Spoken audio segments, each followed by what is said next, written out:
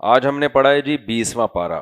امن خلق السماوات والارض وانزل لکم من السماء ماء. کیا انداز ہے اللہ تعالیٰ کا.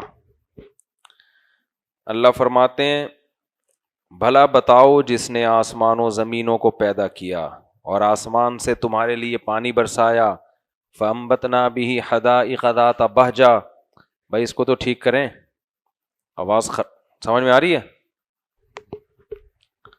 فَأَنبَتْنَا بِهِ حَدَائِقَ ذَاتَ بَہْجَةٍ. آواز گونج رہی ہے نا, مجھے اپنے کانوں میں ٹکرا رہی ہے آ کے. فَأَنبَتْنَا بِهِ حَدَائِقَ ذَاتَ بَہْجَةٍ. پھر اس پانی سے خوشنما باغات پیدا کر دیے, خوبصورت باغات. أَإِلَٰهٌ مَّعَ اللَّهِ. بتاؤ اس کے ساتھ کوئی اور معبود ہو سکتا ہے؟ کوئی اور ہے جو یہ سب کچھ کر سکتا ہو؟ اللہ فرماتے ہیں بل ہم قوم یعدلون. یہی لوگ ہیں جو غیروں کو اللہ کے ساتھ شریک کرتے ہیں. امن جعل الارض قرارا. اللہ کہتے ہیں اچھا یہ بتاؤ جس نے زمین کو قرار گاہ بنا دیا تمہارے لیے. پوری زمین, پوری کائنات میں نا ایک پلینٹ ارتھ ایسا ہے جس پہ, وہ پلینٹ ارتھ جو ہے نا وہ بھائی صاحب بہت استعمال کرتے ہیں, پلینٹ ارتھ پہ کچھ کوئی مجھ جیسا ہے نہیں. تو اللہ کی یہ قدرت ہے کہ اللہ نے پلینٹ ارتھ پہ اتنی بڑی بڑی چیزیں پیدا کی ہیں, ایک یعنی وہ والی چیزیں. تو من جعل الارض قرارا, جس نے زمین کو کیا بنایا, قرار گاہ بنایا, رہنے کی جگہ بنایا. کیسی سوٹیبل جگہ ہے نا زمین. پوری کائنات میں ایسی کوئی جگہ رہنے کے لیے نہیں ہے. وجعل خلالها انہارا. پھر پوری زمین میں بیچ میں نہریں جاری کر دی اس نے تاکہ ہر جگہ انسان رہ سکے. وجعل لها رواسیا. بڑے بڑے پہاڑ اس زمین کے بیلنس کو قائم کرنے کے لیے اس زمین پہ قائم کر دیے. وجعل بین البحرین حاجزا. کڑوے اور میٹھے پانی کے درمیان ایک باریک پردہ لگا دیا. دیکھا ہے نا, کڑوا اور میٹھا پانی ساتھ ساتھ چل رہے ہوتے ہیں. الہ مع اللہ. بھلا بتاؤ اس جیسا کوئی اور معبود ہو سکتا ہے؟ بل اکثرهم لا يعلمون. اللہ کہتے ہیں لیکن ان میں اکثر لوگ نہیں جانتے, یعنی جانتے بوجھتے بھی اندھے بنے ہوئے ہیں. امن یجیب المضطر اذا دعاہ. یہ بڑی مزے کی آیت ہے. بھلا بتاؤ جو مجبور ہو کر اسے پکارتا ہے اور وہ اس کی پکار کا جواب دیتا ہے. وَيَكْشِفُ السُّوءَ. اور مصیبت کو دور کر دیتا ہے. وَيَجْعَلُكُمْ خُلَفَاءَ الْأَرْضِ. اور اس نے زمین کا خلیفہ تمہیں بنایا. زمین کا کنٹرول کس کے ہاتھ میں ہے؟ انسان کے مقابلے میں زمین میں کسی کی دادا گیری نہیں چلتی. تو یہ اللہ کا کیا ہوا کام ہے, خود سے تھوڑی انسان نے کیا. یہ اللہ فرماتے ہیں اِلَٰهٌ مَّعَ اللَّهِ. بتاؤ اس جیسا کوئی اور معبود اس کے ساتھ ہو سکتا ہے کیا؟ اب یہاں جو اللہ نے فرمایا نا, کون ہے جو مصیبت زدہ کی مصیبت کو دور کرتا ہے جب وہ اسے مصیبت میں پکارتا ہے, تو اس سے صاف پتہ چل رہا ہے کہ اللہ مصیبت زدہ کی مصیبت کی پکار کا جواب دیتے ہیں. تو دعا کی فضیلت بھی پتہ چلتی ہے اس سے. یہ جو کہتے ہیں نا دعائیں قبول نہیں ہوتی, بھائی غلط بولتے ہو آپ. اللہ تو کہہ رہے بھلا جو دعاؤں کو قبول کرتا ہے اور ایک معبود ہے جو قبول نہیں کرتا, دونوں برابر کیسے ہو سکتے ہیں؟ تم بتوں کو پکارو. قرآن کہہ رہے کہ سواء علیکم ادعوتموہم ام انتم صامتون. ساری زندگی تم ان بتوں کو, مزاروں کو, قبروں سے مانگتے رہو یا نہیں مانگو, برابر ہے. کوئی پتا بھی ہلنے والا بولو نہیں ہے, کچھ بھی نہیں ہوگا. مانگنا نہ مانگنا برابر. اپنے بارے میں اللہ کیا کہتا ہے؟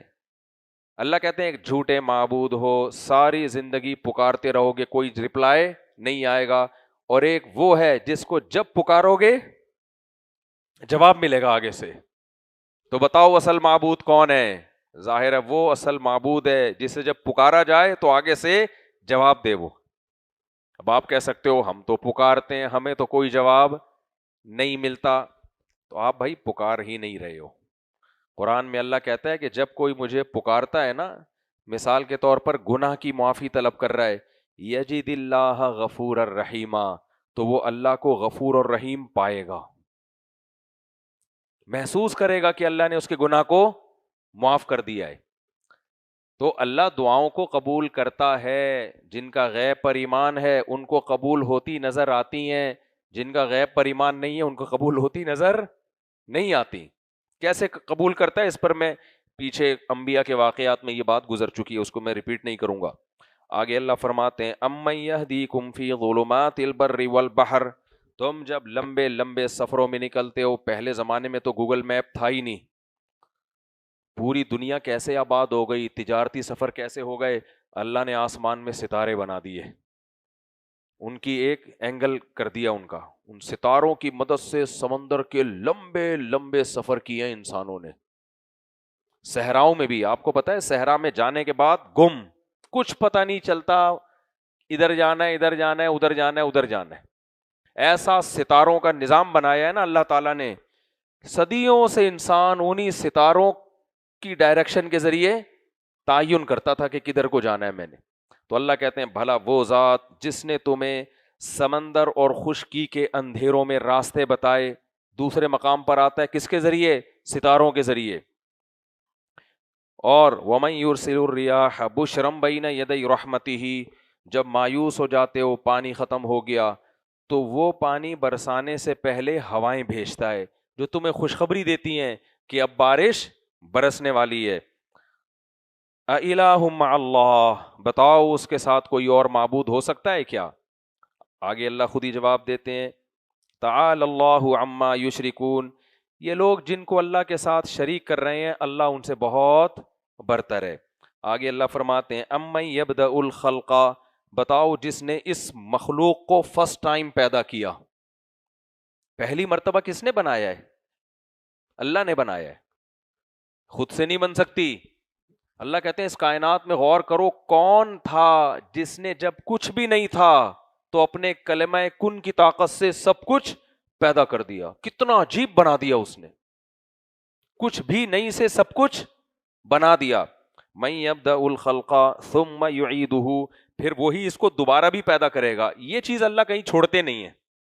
جہاں اللہ بتاتے ہیں نا میں نے پیدا کیا, اللہ وہاں ضرور بتاتے ہیں دوبارہ بھی پیدا کروں گا, کیونکہ سارا مسئلہ کس کا ہے؟ دوبارہ پیدا ہونے کو نہیں مانتے. اس کو تو سب مانتے ہیں پہلی دفعہ اللہ نے بنا دیا, دوبارہ میں آ کے گڑبڑ کرتے ہیں. تو اللہ نے فرمایا یعیدہ, دوبارہ بھی وہ کیا کرے گا, اس کا اعادہ کرے گا, دوبارہ پیدا کرے گا تمہیں. وَمَن يَرْزُقُكُم مِّنَ السَّمَاءِ وَالْأَرْضِ, اور کون ہے جو تمہیں آسمان اور زمین سے رزق پہنچا رہا ہے. آسمانوں سے پانی برستا ہے, طرح طرح کے نباتات پیدا ہوتے ہیں, زمین سے بھی ایک ایسا بہترین سائیکل ہے جس سے ہمیں کھانے کو ملتا ہے. 4 دن کھانے کو نہ ملے تو یہ ساری آیتیں سمجھ میں آنا شروع ہو جائیں گی. ابھی تو پیٹ بھر کے آئے ہوئے ہیں نا, افطاری وفطاری ہوئی بھی ہے, سموسے پکوڑے ابھی تک پوری طرح ہضم نہیں ہوئے, اس لیے سمجھ میں نہیں آ رہا. اللہ فرماتے ہیں اِلَٰهٌ مَّعَ اللَّهِ, بتاؤ اس کے ساتھ کوئی اور معبود ہو سکتا ہے؟ کون کر رہا ہے یہ سارے کام؟ ایک اکیلا اللہ تو کر رہا ہے. آگے اللہ کہتے ہیں قُلْ هَاتُوا بُرْهَانَكُمْ إِن كُنتُمْ صَادِقِينَ, لاؤ اپنی مضبوط دلیل اگر تم سچے ہو. ہم نے تو دلائل کے انبار لگا دیے, تم بھی تو کوئی دلیل لے کر آؤ. یا رسول اللہ مدد کی, یا غوث آدم مدد کی, اور مزاروں سے مدد مانگنے کی, اور فلانا ڈمکانا, اور یہ اور فلانا پیر صاحب, اور فلانے مرشد صاحب, اور فلانے دامت برکاتہم, فلانی والی سرکار اور ڈمکانی والی سرکار, وہ یوں کوئی کچھ بھی نہیں کر سکتا. پکار کے لائق صرف اور صرف کون ہے؟ اللہ. دیکھو اللہ کو نا توکل کرنے والا آدمی بہت پسند ہے. توحید میں کمال یہ ہے کہ پورا اعتماد کس پہ کیا جائے؟ بولو اللہ پہ. آج توکل اللہ پہ اعتماد مارکیٹ سے کیا ہے؟ شارٹ ہے. اگر آپ غم میں بہت زیادہ ٹینشن لیتے ہو, اس کا مطلب آپ اللہ پہ ایمان نہیں رکھتے. آپ زبانی تو کہتے ہو, حقیقت میں نہیں ہے. آپ رزق میں اللہ پہ اعتماد نہیں کرتے, ہر وقت خوف ہے ختم نہ ہو جائے, ختم نہ ہو جائے, ختم نہ ہو جائے, ایک لاشعور میں خوف گھسا ہوا ہے. اس کا مطلب آپ اللہ پہ ایمان بولو نہیں رکھتے. تو توکل بہت بڑی چیز ہے. آگے اللہ فرماتے ہیں وقال الذين كفروا اذا كنا ترابا واباؤنا, اللہ کہتے ہیں سارے دلائل کو چھوڑ کر کافر ایک ہی بات کرتا ہے, بس ایک ہی جگہ اس کی سوئی آ کے اٹک گئی ہے. کہتے ہیں نا سوئی اٹک جانا, پتہ ہے نا, بعض لوگوں کی سوئی ایک جگہ اٹک جاتی ہے, اب آپ دلائل کے انبار لگاتے ہیں, ہلتے ہی نہیں وہاں سے وہ. تو اللہ کہتے ہیں ان کی سوئی ایک ہی جگہ آ کے اٹک گئی ہے، وہ کیا ہے؟ اَإِذَا كُنَّا تُرَابًا وَآبَاؤُنَا، بھلا ہم جب مر کے مٹی ہو گئے اور ختم ہو گئے، چلو یار اللہ ہے، یہ سارے کام کون کر رہا ہے؟ اللہ کر رہا ہے، مان لیا نا، تو کیا کریں اب؟ کیا کریں بھائی؟ اللہ ہے تو کیا کریں اب؟ بھائی اب اس کی اطاعت کرو، اس کی فرما برداری کرو، زنا چھوڑو، شراب چھوڑو، سود چھوڑو، بد نظری چھوڑو، 5 وقت نماز کی پابندی کرو، ماں باپ کی اطاعت کرو، 20 احکام ہیں۔ کیوں کریں بھائی اتنی ٹینشن؟ آخرت میں حساب و کتاب ہوگا۔ یہاں آ کے ان کی سوئی اٹکتی تھی، ایک ہی جملہ بار بار ریپیٹ کرتے تھے۔ آج کے ایتھیس اور ملحد بھی کی سوئی بھی وہیں آ کے اٹک گئی ہے۔ تو بعض لوگوں کی سوئی کدھر آ کے اٹک گئی ہے؟ یہاں آ کے۔ وہ کیا ہے؟ اِذَا كُنَّا تُرَابًا، بھلا ہم جب مٹی ہو جائیں گے، وَآبَاؤُنَا، اور ہمارے باپ دادا بھی، أَإِنَّا لَمُخْرَجُونَ، کیا ہم دوبارہ اٹھائے جائیں گے؟ بھائی یہ کیسے ہو سکتا ہے یار؟ کیڑے ویڑے لاشوں کو کھا کے ختم کر دیتے ہیں، ایک ایک قبر میں 100 مردے دفن ہو رہے ہیں، مردوں کی بوٹیاں آپس میں کیا ہو جاتی ہیں؟ مکس۔ بہت سے مردوں کو جنگلی درندے کھا لیتے ہیں، کتے بلے کھا لیتے ہیں، کسی کو جلا کے راکھ کر دیا جاتا ہے۔ جب مر کے ختم، دوبارہ کیسے زندگی ہو گئی؟ پھر کہتے تھے لَقَدْ وُعِدْنَا هَذَا نَحْنُ، ارے بھائی اس طرح کے وعدے ہم سے بھی کیے گئے ہیں، وَآبَاؤُنَا، ہمارے باپ دادوں سے بھی کیے گئے ہیں۔ نوح علیہ السلام نے بھی یہی وعدے کیے تھے، قوم عاد اور قوم سمود سے بھی یہ وعدے کیے گئے، موسیٰ نے بھی یہ وعدے کیے، عیسیٰ نے بھی یہ وعدے کیے۔ ان ھذا الا اساطیر الاولین، پرانے لوگوں کی کہانیاں ہیں، یہ قصے ہیں، لوگوں کو موٹیویٹ کرنے کے لیے اس قسم کی باتیں مذہبی اسکالرز ہمیشہ سے کرتے آ رہے ہیں۔ اس سے زیادہ اس کی کوئی ویلیو، ابے بھائی منہ سے جملہ مکمل کر لیا کرو، میں کوئی ویلیو نہیں ہے۔ اساطیر الاولین، کہانیاں ہیں لکھی ہوئی، کہانیاں جیسے ہوتے ہیں نا، دادی نانیاں کہانیاں سناتی ہیں، چاند پہ جو ہے نا وہ گڈا رہتا ہے، گڑیا رہتی ہے، تو موٹیویٹ کرنے کے لیے نا دادیاں کیوں کہانی سناتی تھی مجھے سمجھ میں نہیں آتا تھا، یہ دادی چاند پہ گڈا گڑیا کی کہانی، اب پتہ چلا موٹیویٹ کرنے کے لیے تاکہ ہمیں چاند پہ جانے کا شوق پیدا ہو۔ تو کسی نے کہا کہ انڈیا چاند پر اتر آیا ہے، جب الیکشن ہوئے تھے نا، جو سسٹم کے تحت جو الیکشن، تو کہا تھا انڈیا چاند پہ اتر آیا ہے اور پاکستان پن پہ اتر آیا ہے۔ پن سے پہلے آپ وہ لفظ خود لگا لیں۔ انڈیا کس پہ اتر آیا ہے؟ چاند پر اتر آیا ہے، اور اس الیکشن میں پاکستان، آگے ڈیش لگا کے، میں وہ لفظ تو نہیں بول سکتا نا، مسجد ہے، پاکستان پن پہ اتر آیا ہے۔ ٹھیک ہے، لیکن ایک بات بتاؤں، انڈیا جتنا پاکستان ڈیش آگے پن پہ اتر آیا ہے نا، انڈیا اس سے ڈبل پن پہ اترا ہوا ہے اقلیتوں کے لیے۔ جو مسلمانوں کی انڈیا نے واٹ لگائی ہوئی ہے نا، وہاں پہ جو کاروبار چھینا جا رہا ہے مسلمانوں سے، مسجدیں توڑی جا رہی ہیں، بہت ظلم ہو رہا ہے وہاں پہ۔ تو اس لیے پاکستان اور انڈیا کو کمپیئر نہ کیا کرو آپس میں، انڈیا بہت ظالم ہے۔ جو موجودہ گورنمنٹ کی بات کر رہا ہوں، ایز اے اسٹیٹ کی بات نہیں کر رہا، موجودہ گورنمنٹ وہ بہت ظالم ہے۔ خیر، تو اللہ، وہ مشرکین کیا کہتے ہیں؟ یہ بھائی ہم سے وعدے کیے گئے ہیں، ان ھذا الا اساطیر الاولین، پرانے لوگوں کی کہانیاں ہیں۔ اللہ کہتے ہیں ولا تحزن علیہم، نبی کو بڑا غم ہوتا تھا یہ باتیں سن کے۔ اللہ نے کہا غم نہ کریں اور اپنے سینے کو تنگ نہ کریں، تنگ نہ کریں۔ ہر دور میں اس طرح کی باتیں پیغمبروں کے ساتھ کی گئی ہیں۔ تو بھائی خوب سمجھ لو، اسلام جو اللہ بار بار کہہ رہے ہیں نا، زندگی ہے، زندگی ہے، زندگی ہے، تو یہ دماغ میں بٹھا لو، اللہ نے پیغمبروں کو بھیجا ہی یہ سمجھانے کے لیے کہ ہم مر کے ختم نہیں ہوتے۔ آگے چلتے ہیں، آگے موسیٰ علیہ السلام کا واقعہ، اس میں بڑے، سورہ قصص شروع ہوئی ہے، کل ہم نے موسیٰ علیہ السلام کے واقعے کا آخری پہلو پڑھا تھا نا، آج موسیٰ علیہ السلام کے واقعے کا پہلا حصہ سورہ قصص میں اللہ نے بیان کیا۔ اللہ فرماتے ہیں تلک آیات الکتاب المبین، یہ کتاب مبین کی آیات ہیں، نتلو علیک من نبأ موسیٰ وفرعون بالحق، آؤ ہم تمہیں موسیٰ اور فرعون کا واقعہ ٹھیک ٹھیک سناتے ہیں، ان لوگوں کے لیے جو ہماری آیتوں پہ ایمان لاتے ہیں۔ ان فرعون علا فی الارض، بے شک فرعون نے زمین میں سرکشی کر رکھی تھی، وجعل اہلہا شیعا، اور مصر والوں کو 2 ٹکڑوں میں تقسیم کیا ہوا تھا اس نے۔ ایک ٹکڑا جو اس کی قوم کا تھا، ان کو سپیریئر بنایا ہوا تھا، ان کے لیے حکومت سے ساری سہولتیں، اور دوسرا تھا یستضعف طائفۃ منہم، ایک قوم کو بہت ہی کمزور بنا کے رکھا ہوا تھا جس کو بنی اسرائیل کہا جاتا ہے, جو مسلم قوم تھی. کتنا اس پہ ظلم کر رہا تھا. یذبح ابناءہم, ان کے بچوں کو پکڑ پکڑ کے ذبح کرتا تھا. اس کو خطرہ تھا کہ ان کی آبادی اگر بڑھ گئی تو کل یہ میری حکومت کا خاتمہ کر سکتے ہیں. تو یہ آبادی گھٹانے کا سسٹم آج کا نہیں ہے, یہ بہت پرانا ہے. پہلے فیملی پلاننگ کے طریقے دریافت نہیں ہوئے تھے, تو بچے کو پیدا کرنے کے بعد ذبح کیا جاتا تھا.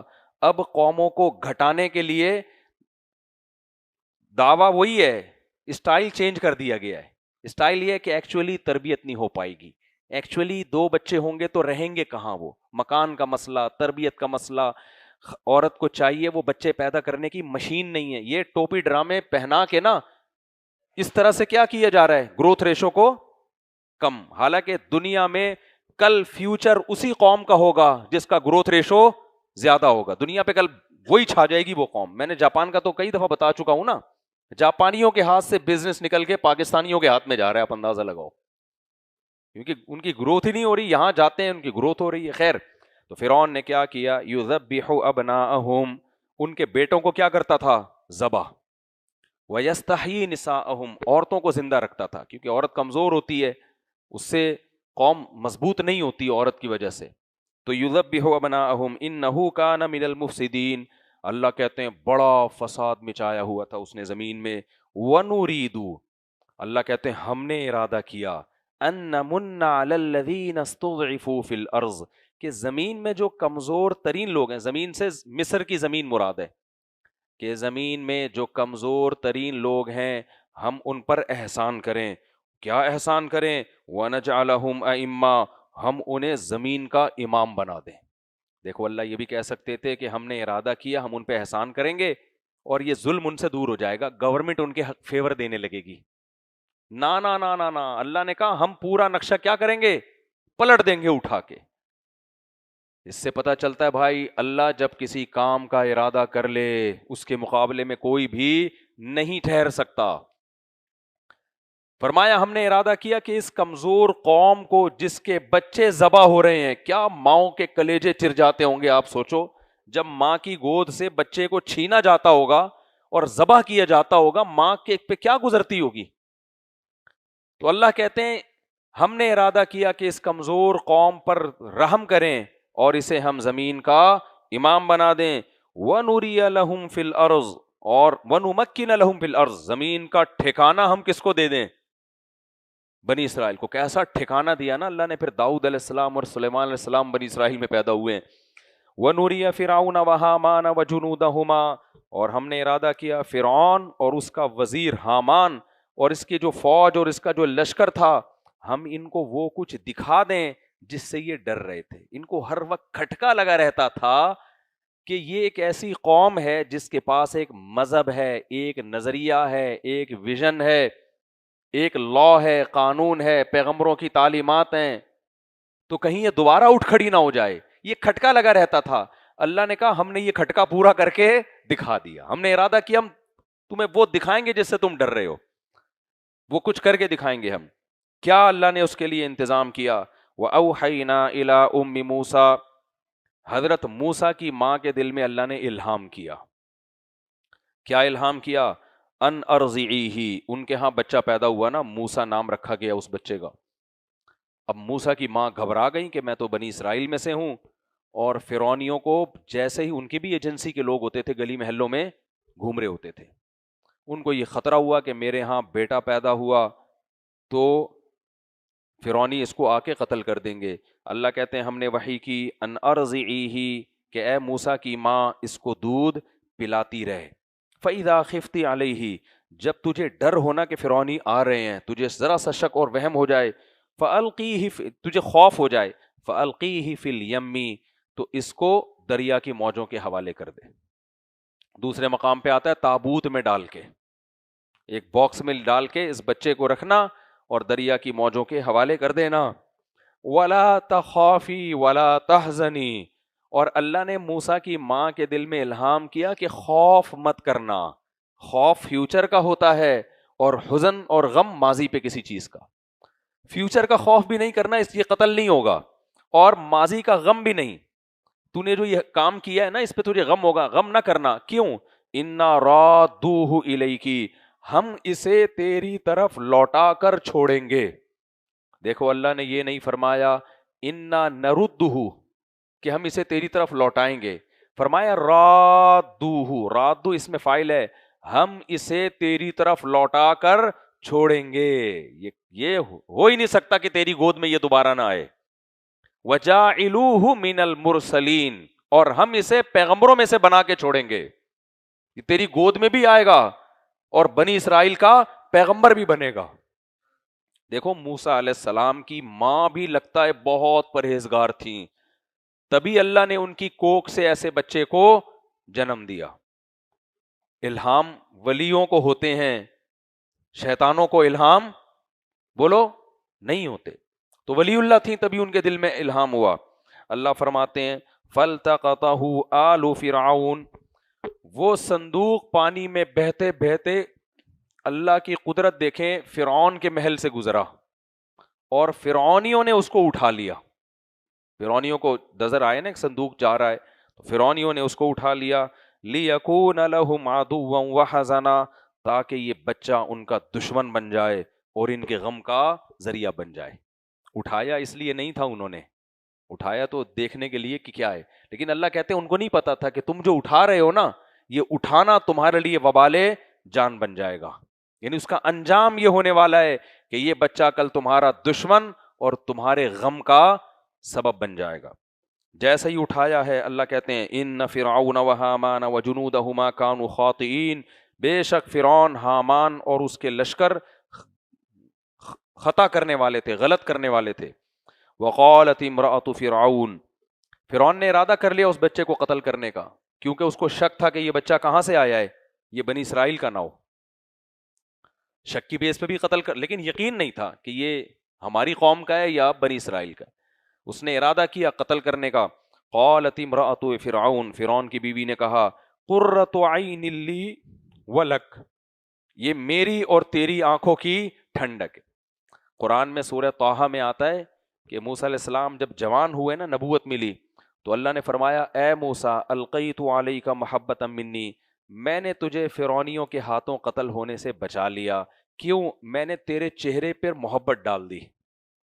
جو موسیٰ علیہ السلام کو دیکھتا تھا نا تو اس کا دل نہیں چاہتا تھا کہ اس بچے کو قتل کیا جائے. اللہ نے ایسی اٹریکشن ان کے اندر، ظاہر ہے وہ تھے بھی بڑے خوبصورت، ایسی اٹریکشن ڈال دی. تو فرعون کی بیوی نے کہا کہ یہ میری اور تیری آنکھوں کی ٹھنڈک ہے، اس کو قتل مت کرو. عسیٰ ان ینفعنا، ہو سکتا ہے یہ خادم بن کے ہماری خدمت کر لے، او نتخذہ ولدا، یا ہم اس کو اپنی اولاد بنا لیں. وہم لا یشعرون، اللہ کہتے ہیں انہیں شعور نہیں تھا کہ وہ کیا کرنے جا رہے ہیں. سمجھتے ہو کہ نہیں سمجھتے؟ کیونکہ فرعون کا خیال یہ تھا کہ اگر میں اس کو پالوں گا تو یہ تو میرا کبھی بھی دشمن ہو ہی نہیں سکتا. فَأَصْبَحَ فُؤَادُ أُمِّ مُوسَىٰ فَارِغًا، اللہ کہتے ہیں ادھر موسیٰ کی ماں کو جب پتا چلا کہ اٹھایا کس نے ہے، یہ تو جس سے بچا رہی تھی اسی نے اٹھا لیا ہے، تو ان کا دل صبر سے خالی ہو گیا. ہر وقت ان کو یہ کھٹکا کہ یہ قتل نہ کر دیں. ایسے موقع پہ انسان جذبات میں آ کے غلط کام کر بیٹھتا ہے. خوف یہ تھا کہ موسیٰ علیہ السلام کی ماں جائیں گی اور کہیں گی میرا بچہ میرے حوالے کرو. ایسی صورت میں اس بچے کا قتل یقینی. فرعون سمجھ جاتا کہ یہ تو تمہارا بچہ ہے. تو اللہ کہتے ہیں لولا ربطنا علی قلبہا، ہم نے موسیٰ کی ماں کے دل کو باندھ لیا. موسیٰ کی ماں کے دل کو، کیا بلاغت ہے دیکھو قرآن کی، یعنی وہ دل ہل رہا تھا سینے سے، وہ کنٹرول میں نہیں تھا. ہم نے اس پہ رسیاں باندھی اس دل پہ. یہ بلاغت ہے، حقیقت میں ایسا نہیں ہے کہ کوئی رسی وسی باندھی. ہم نے کیا کیا؟ اس کو رسیوں سے گویا باندھ دیا، ہلنا نہیں ہے اپنی جگہ سے. یہ کنایا ہے کہ ایسی صبر کی توفیق دی جو عام طور پر لوگ ایسا صبر نہیں کرتے. اس سے یہ بھی پتہ چلتا ہے بھائی غموں میں، مصیبتوں میں صبر کی توفیق بھی کس سے مانگا کرو؟ اللہ سے. اللہ کہتے ہیں قریب تھا کہ موسیٰ کی ماں راز اگل دیتی. لولا ربطنا علی قلبہا، اگر ہم موسیٰ کی ماں کے دل کو مضبوطی سے نہ باندھتے, ہم نے باندھ کے پکڑ لیا اس کو کہ ہل نہیں, چپ کر کے بیٹھی رہے آرام سے, صبر کر, لولا ربطنا علی قلبها لتکون من المؤمنین, ہم نے صبر کی توفیق اس لیے دی تاکہ وہ ہم پر اور زیادہ ایمان لے کر آئے. جب بچہ گود میں آئے گا نا تو اس کو یقین ہو جائے گا کہ اللہ کے وعدے سچے ہوتے ہیں. وقالت لاختہ قصیہ, قرآن کہتا ہے جب موسیٰ کی ماں نے اس بچے کو صندوق میں ڈالا تو حضرت موسیٰ کی ماں نے نا موسیٰ علیہ السلام کی بہن سے کہہ دیا کہ چپ کے دیکھتی رہنا یہ جا کہاں رہا ہے. ماں کو فکر تو ہوتی ہے نا بھائی, صندوق میں اللہ نے کہہ تو دیا لیکن کیا حشر ہوتا ہے اس بچے کا. فبصرت به عن جنوب, بہن کتنی ہوشیار تھی اور کتنی خوش قسمت تھی جس کا اللہ قرآن مجید میں ذکر کر رہا ہے. تو چپ کے سے عن جنوب, اتنی ہوشیار تھی نا, دیکھ بھی رہی تھی کہاں جا رہا ہے, لیکن اس طرح سے دیکھ رہی تھی کہ لوگوں کو پتہ نہ چلے کہ اس کا اس صندوق سے کوئی رشتہ ہے. ایسی ذہین بچی تھی, ایسے چپ کے دیکھ رہی تھی. تو میں آج گھر میں بیٹھا تھا نا, جب میں یہ تلاوت کر رہا تھا ان آیتوں کی, تو چھوٹی بچی ہے اس کو میں سنا رہا تھا نا, تو جب یہ آیت آئی میں نے اس کو تھوڑی سی تفسیر کی. میں نے کہا دیکھو موسیٰ علیہ السلام کی بہن کتنی ہوشیار تھی, بچے کو صندوق میں ڈالا ہے, چپ کے دیکھ رہی ہے کہ صندوق جا کہاں رہا ہے اور پتہ بھی نہیں چلنے دیتی. اور میں نے کہا تمہارا چھوٹا بھائی گلی محلے میں گھوم رہا ہوتا ہے, تمہیں کوئی خبر ہوتی نہیں ہے. ادھر دیکھو وہ کیسے دیکھ رہی تھی, اور تمہارا یہ چھوٹا بھائی وہیں پڑا ہوا تھا. میں نے کہا یہ گھوم رہا ہوتا ہے اور تمہیں پتہ ہی نہیں ہوتا کدھر کو جا رہا ہے. خیر, تو کتنی ذہین بہن, ورنہ بچوں میں اتنی ہوشیاری کہاں ہوتی ہے. ایسے طریقے سے دیکھ رہی ہے کہ فرعونیوں کو پتہ نہ چلے کہ میرا اس بچے سے رشتہ ہے, ورنہ وہ پوچھیں گے تو کیوں دیکھ رہی ہے اس کو اتنے غور سے, تو کیوں دیکھ رہی ہے, اس کا مطلب یہ تیرا بھائی ہے. پھر فبصرت به عن جنوب وهم لا يشعرون وحرمنا عليه المراضع من قبل, ڈبوں کا رواج نہیں تھا.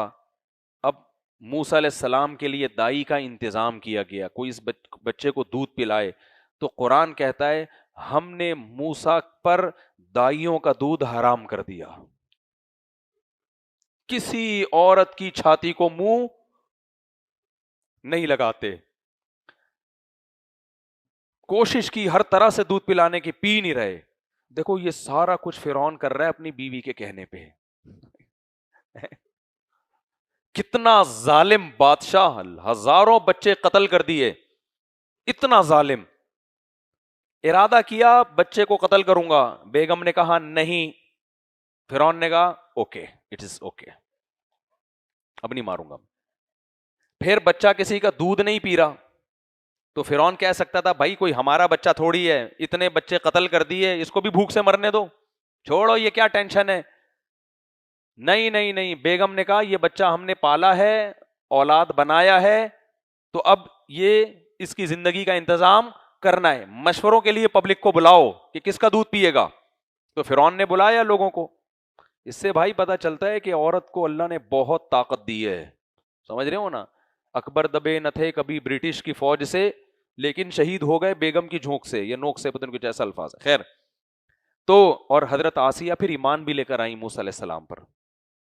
اور قرآن سے پتہ چلتا ہے جنتی ہیں, فرعون تو گیا جہنم میں, لیکن اس سے بھی پتہ چلتا ہے بھائی بیوی کی ساری باتیں غلط نہیں ہوتی. فرعون نے بیوی کی آدھی بات مانی, آدھی نہیں مانی.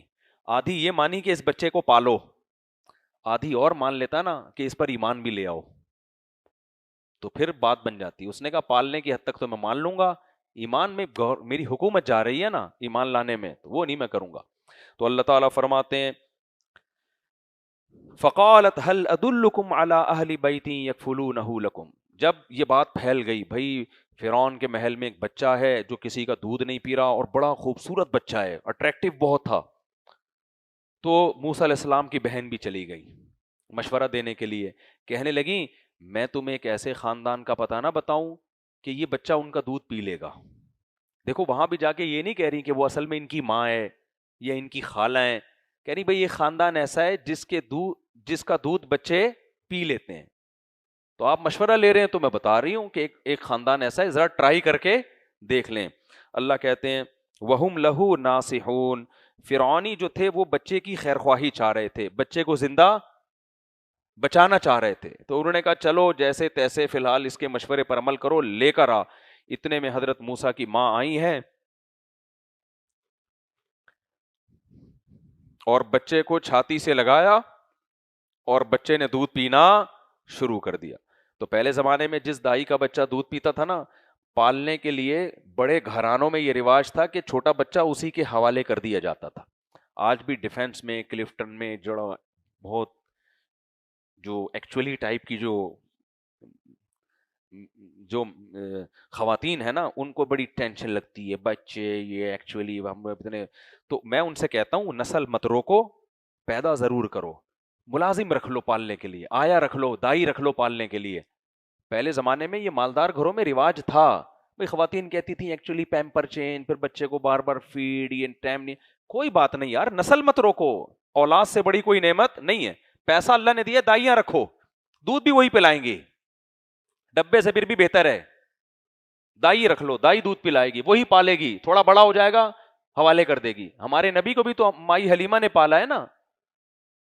تو عرب میں تو یہ رواج تھا کہ بھائی گاؤں میں لے جاؤ, پالو, تھوڑا بڑا ہو جائے لے آؤ. چھوٹے بچے کی کیئر مشکل ہوتی ہے, بھائی ہم ہر ہفتے آ کے ملتے رہیں گے, ہر 2 دن میں ملتے رہیں گے, تھوڑا سا بڑا ہو جائے ہمارے حوالے کر دینا.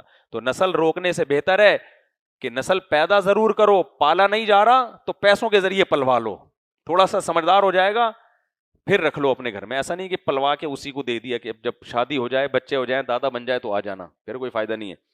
تو اللہ تعالیٰ فرماتے ہیں کہ فرعون نے کیا کیا, بھائی وہ بچہ ان کی گود میں حوالے کر دیا, موسیٰ کی ماں کی گود میں, کہ ٹھیک ہے تم اس کو دودھ پلاؤ, اپنے پاس رکھا کرو, اور روزانہ زیارت کے لیے لے آیا کرو, رکھو تم, پالو تم. اللہ کہتے ہیں فرددناہ الی امہ, ہم نے وہ بچہ موسیٰ کی ماں تک پہنچا دیا, کئی تقر عینھا, تاکہ موسیٰ کی ماں کی آنکھیں ٹھنڈی ہو جائیں. کیسا اللہ کو اپنی مخلوق کا خیال ہے, دیکھو آپ, نیک تھی نا خاتون, کتنے بچے قتل ہو گئے, اللہ نے کسی کی ماں کی ٹھنڈک کا ایسا انتظام نہیں کیا, اس کے لیے دوسرا انتظام کیا کہ فرعون کو میں تباہ کروں گا. تو اللہ کہتے ہیں کئی تقر عینھا, تاکہ موسیٰ کی ماں کی آنکھیں ٹھنڈی. اس سے ماں کا مرتبہ بھی پتہ چلتا ہے. ماں کے لیے دنیا میں سب سے بڑی نعمت اس کا بچہ ہے. کسی چیز سے اس کی آنکھیں ٹھنڈی نہیں ہوتی جتنا بچے کو دیکھ کر ہوتی ہیں. وہی بچہ بڑے ہو کر ماں کو بھول جاتا ہے. بچپن میں آپ دیکھو نا, 2 منٹ کے لیے ماں الگ نہیں ہو سکتی, کیسا چیختا ہے. واش روم میں جائے گی نا, بچہ گیٹ پہ آ کے کھڑا ہو جائے گا, واش روم کے دروازے پہ, اتنا اس کو ماں کی فکر ہوتی ہے. اور بڑے ہو کر کیسا تکبر پیدا ہوتا ہے.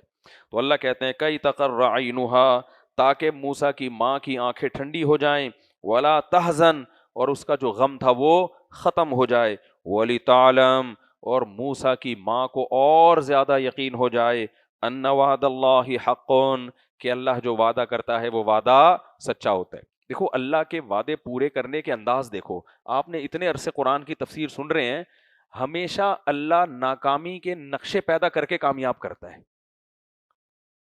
اللہ موسیٰ علیہ السلام کی والدہ کو جب حکم دیا نا صندوق میں ڈال دو میں لوٹا دوں گا, تو اللہ یہ بھی تو کر سکتا تھا صندوق کسی باغ میں جائے یا کسی گاؤں میں چلا جائے جو فرعون کی حکومت سے دور ہو, پھر موسیٰ علیہ السلام کی ماں وہاں سے جا کے لے آئے. اللہ کام وہ کرے گا جس سے دل ہل جائے, ٹھیک ہے نا, اور وسوسے پیدا ہونا شروع ہو جائیں کہ اللہ میری مدد نہیں کرے گا. اللہ وعدہ کر رہا ہے موسیٰ تیری گود میں, اے موسیٰ کی ماں تیری گود میں بچہ پہنچاؤں گا, اور پہنچا کس کی گود میں رہا ہے, فرعون کی بیوی کی گود میں. ادھر تو موسیٰ کی ماں کی چیخیں نکل جائیں گی نا, اللہ تو کیسے وعدے کر رہا ہے, لیکن انہوں نے صبر کیا کہ اللہ کا وعدہ کیا ہے, سچا ہے. تو اللہ کہتے ہیں ایسے ہم نے گود میں لوٹا دیا تاکہ موسیٰ کی ماں کو یقین آ جائے کہ اللہ جو وعدے کرتا ہے وہ سچے کرتا ہے. لیکن اللہ کہتے ہیں وَلَٰكِنَّ أَكْثَرَهُمْ لَا يَعْلَمُونَ, لیکن لوگوں کی اکثریت یہ بات نہیں جانتی. لوگوں کی اکثریت یہ ہے کہ اللہ کے وعدے سیاسی وعدے ہیں, وعدے تو بہت کیے ہوئے, ہوتا ہوتا کچھ بھی نہیں ہے. آگے اللہ تعالیٰ فرماتے ہیں وَلَمَّا بَلَغَ أَشُدَّهُ وَاسْتَوَىٰ, فرعون ہی کے محل میں موسیٰ علیہ السلام جوان ہوئے, وَاسْتَوَىٰ, اور سارے اعضاء سیدھے ہو گئے, درست. بچہ ہوتا ہے نا چھوٹا, لڑکھڑا کے چلتا ہے, کبھی ادھر نہ بول پاتا ہے نہ کوئی باڈی لینگویج ہوتی ہے. ایک ٹائم آتا ہے اس کے بعد پوری باڈی انسان کی میچور ہو جاتی ہے, جوانی کو پہنچتا ہے. اللہ کہتے ہیں موسیٰ علیہ السلام بھی فرعون کے محل میں پلتے پلتے جوانی کو پہنچے، آتیناہ حکما و علما، ہم نے ان کو حکمت اور علم عطا کیا. نبوت تو بعد میں ملی ہے، لیکن حکمت کہتے ہیں عقل کی باتیں. ایسے نہیں تھے جیسے فرعونی پھینکو تھے نا، عقل اور دانائی ہم نے عطا کی. وَكَذَلِكَ نَجْزِي الْمُحْسِنِينَ، اللہ کہتے ہیں جو لوگ اچھے عمل کرتے ہیں ہم ان کو اسی طرح بدلہ دیتے ہیں.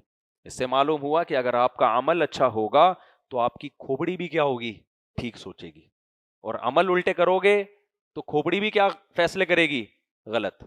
دیکھ لو نا، گوروں نے عمل الٹے کیے تو ان کی کھوپڑی ہومو سیکچولیٹی کو پروموٹ کر رہی ہے. تو یہ کھوپڑی ہے کوئی؟ یہ گندا کام تھا، تم اس کو پروموٹ کر رہے ہو یار دنیا میں. تو اللہ فرماتے ہیں وَدَخَلَ الْمَدِينَةَ عَلَى حِينِ غَفْلَةٍ مِّنْ أَهْلِهَا، شہر میں داخل ہوئے مصر میں نا جب لوگ سو رہے تھے. ہمیشہ سے دنیا میں معمول رہا ہے غیر مسلموں میں بھی مسلمانوں میں بھی دوپہر قیلولے کا. یہ بھی ہندوستان میں انگریزوں نے آ کے یہ ختم کیا ہے دوپہر کا قیلولہ، ورنہ ہمیشہ سے دنیا میں رواج ہے لوگ 2 ٹائم کا کھانا کھاتے تھے، 11 ساڑھے 11 بجے، ناشتہ واشتہ نہیں تھا، اور پھر اس کے بعد تھوڑی دیر سوتے تھے، پھر اٹھتے اپنے کاموں میں مشغول ہوتے، اور پھر رات کا کھانا مغرب کے بعد کھاتے. تو ہندوستان میں بھی ایسا ہی تھا جب تک انگریز نہیں آیا تھا. تو موسیٰ علیہ السلام کسی کام سے نا اس ٹائم پہ نکلے جب لوگوں کی غفلت کا وقت، سب سو رہے ہیں اپنے اپنے گھروں میں ہیں. تو ظاہر ہے ایسے موقع پہ کوئی ہوتا نہیں ہے. 2 بندے نظر آئے، فوجد فیہا رجلین یقتتلان، 2 بندوں کو دیکھا جھگڑ رہے ہیں. ھذا من شیعتہ، ایک موسیٰ علیہ السلام کی قوم کا، بنی اسرائیل کا، وھذا من عدوہ، ایک موسیٰ علیہ السلام کی دشمن قوم یعنی فرعون کا. ایک فرعون کا تھا اور ایک بنی اسرائیلی تھا، دونوں لڑ رہے ہیں.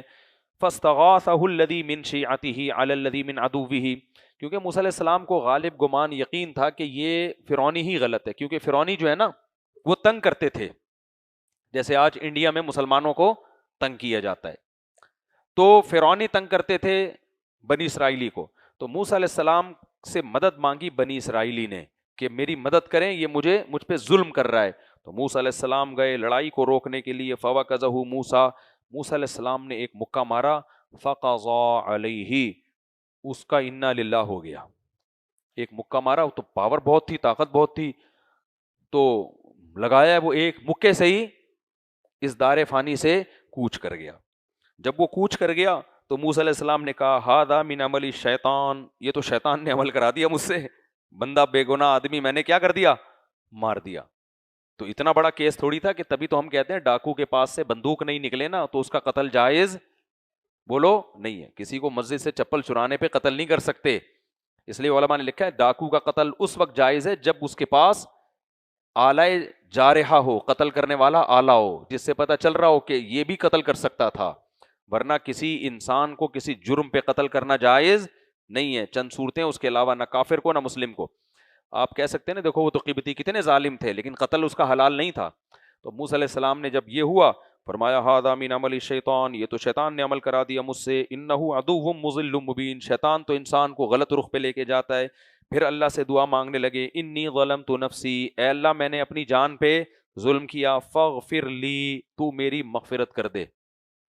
تو قاتل کے کافر کے قتل پر بھی حضرت موسیٰ علیہ السلام مغفرت کی دعا مانگ رہے ہیں. اس سے پتہ چلتا ہے کہ کافر کا قتل بھی جائز نہیں ہے. فغفر لہ، اللہ کہتے ہیں میں نے موسیٰ کی غلطی کو معاف کر دیا. پھر فاصبح فی المدینۃ خائفا یترقب، اب دیکھنے والا کوئی تھا نہیں، بندہ مر گیا، بنی اسرائیلی اپنا تھا. یہ بنی اسرائیلی کو پتا تھا کہ موسیٰ نے مارا ہے اور موسیٰ علیہ السلام کو پتا تھا.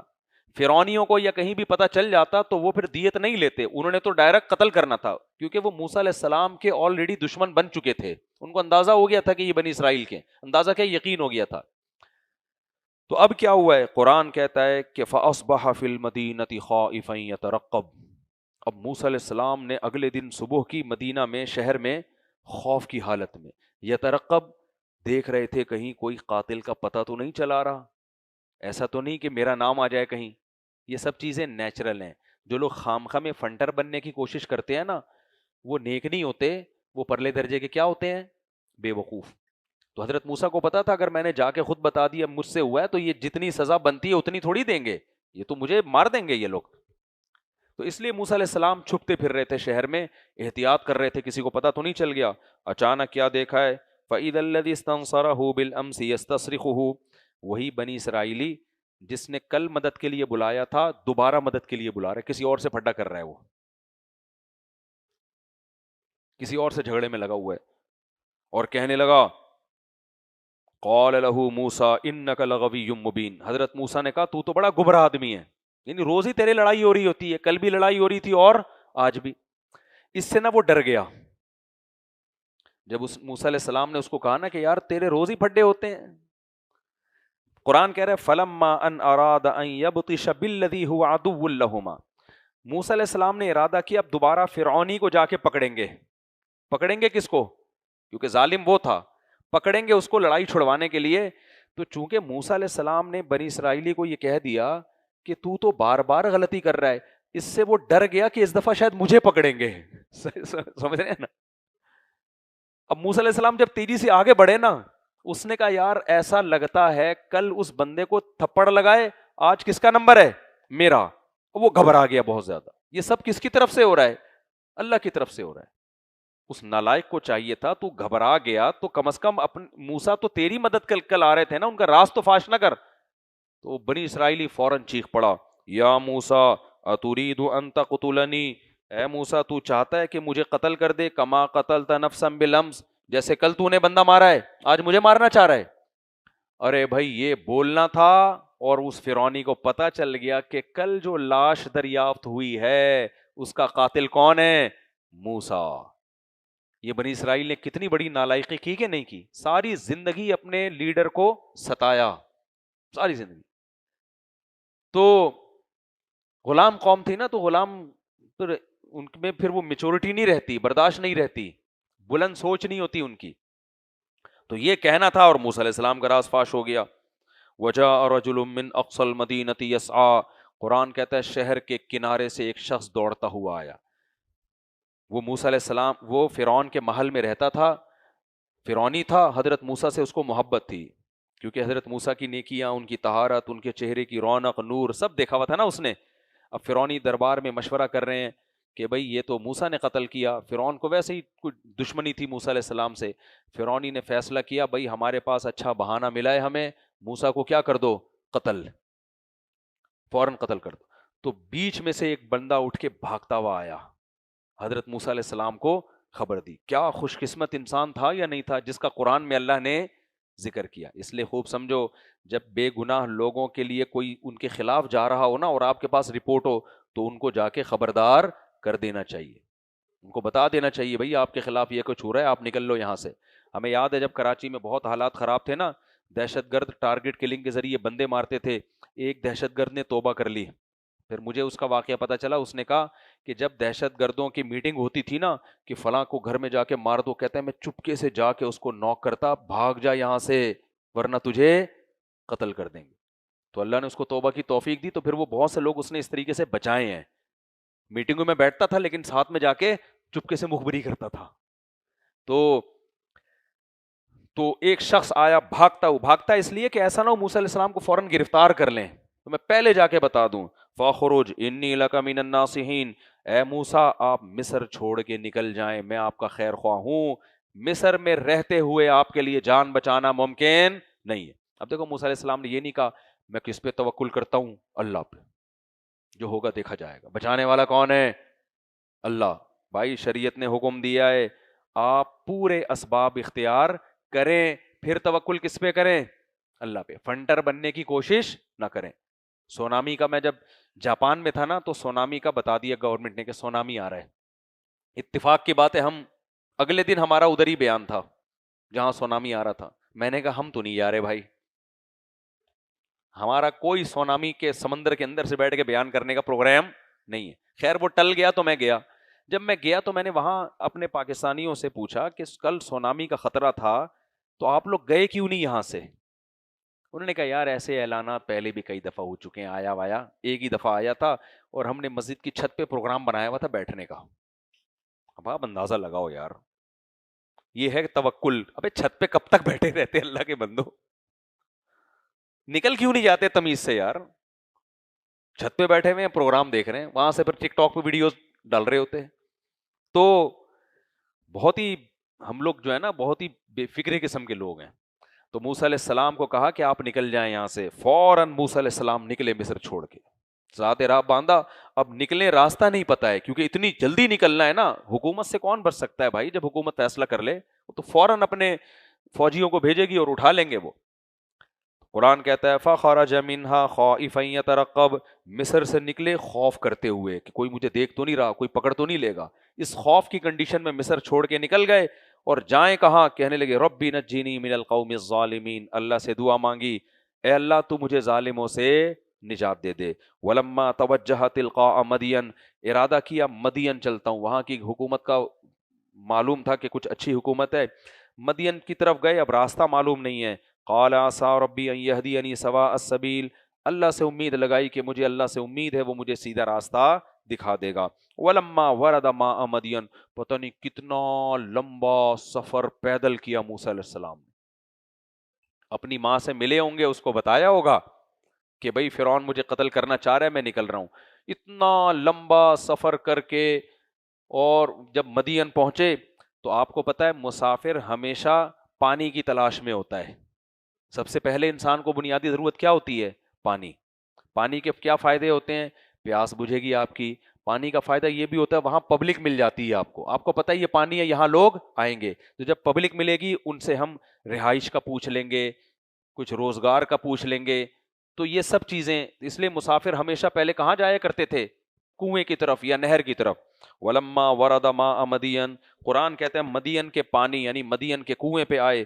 وجد علیہ امۃ من الناس یسقون, وہاں جا کے دیکھا کہ بہت سے لوگ پانی پلا رہے ہیں اپنے جانوروں کو, ڈول سے پانی نکال رہے ہیں.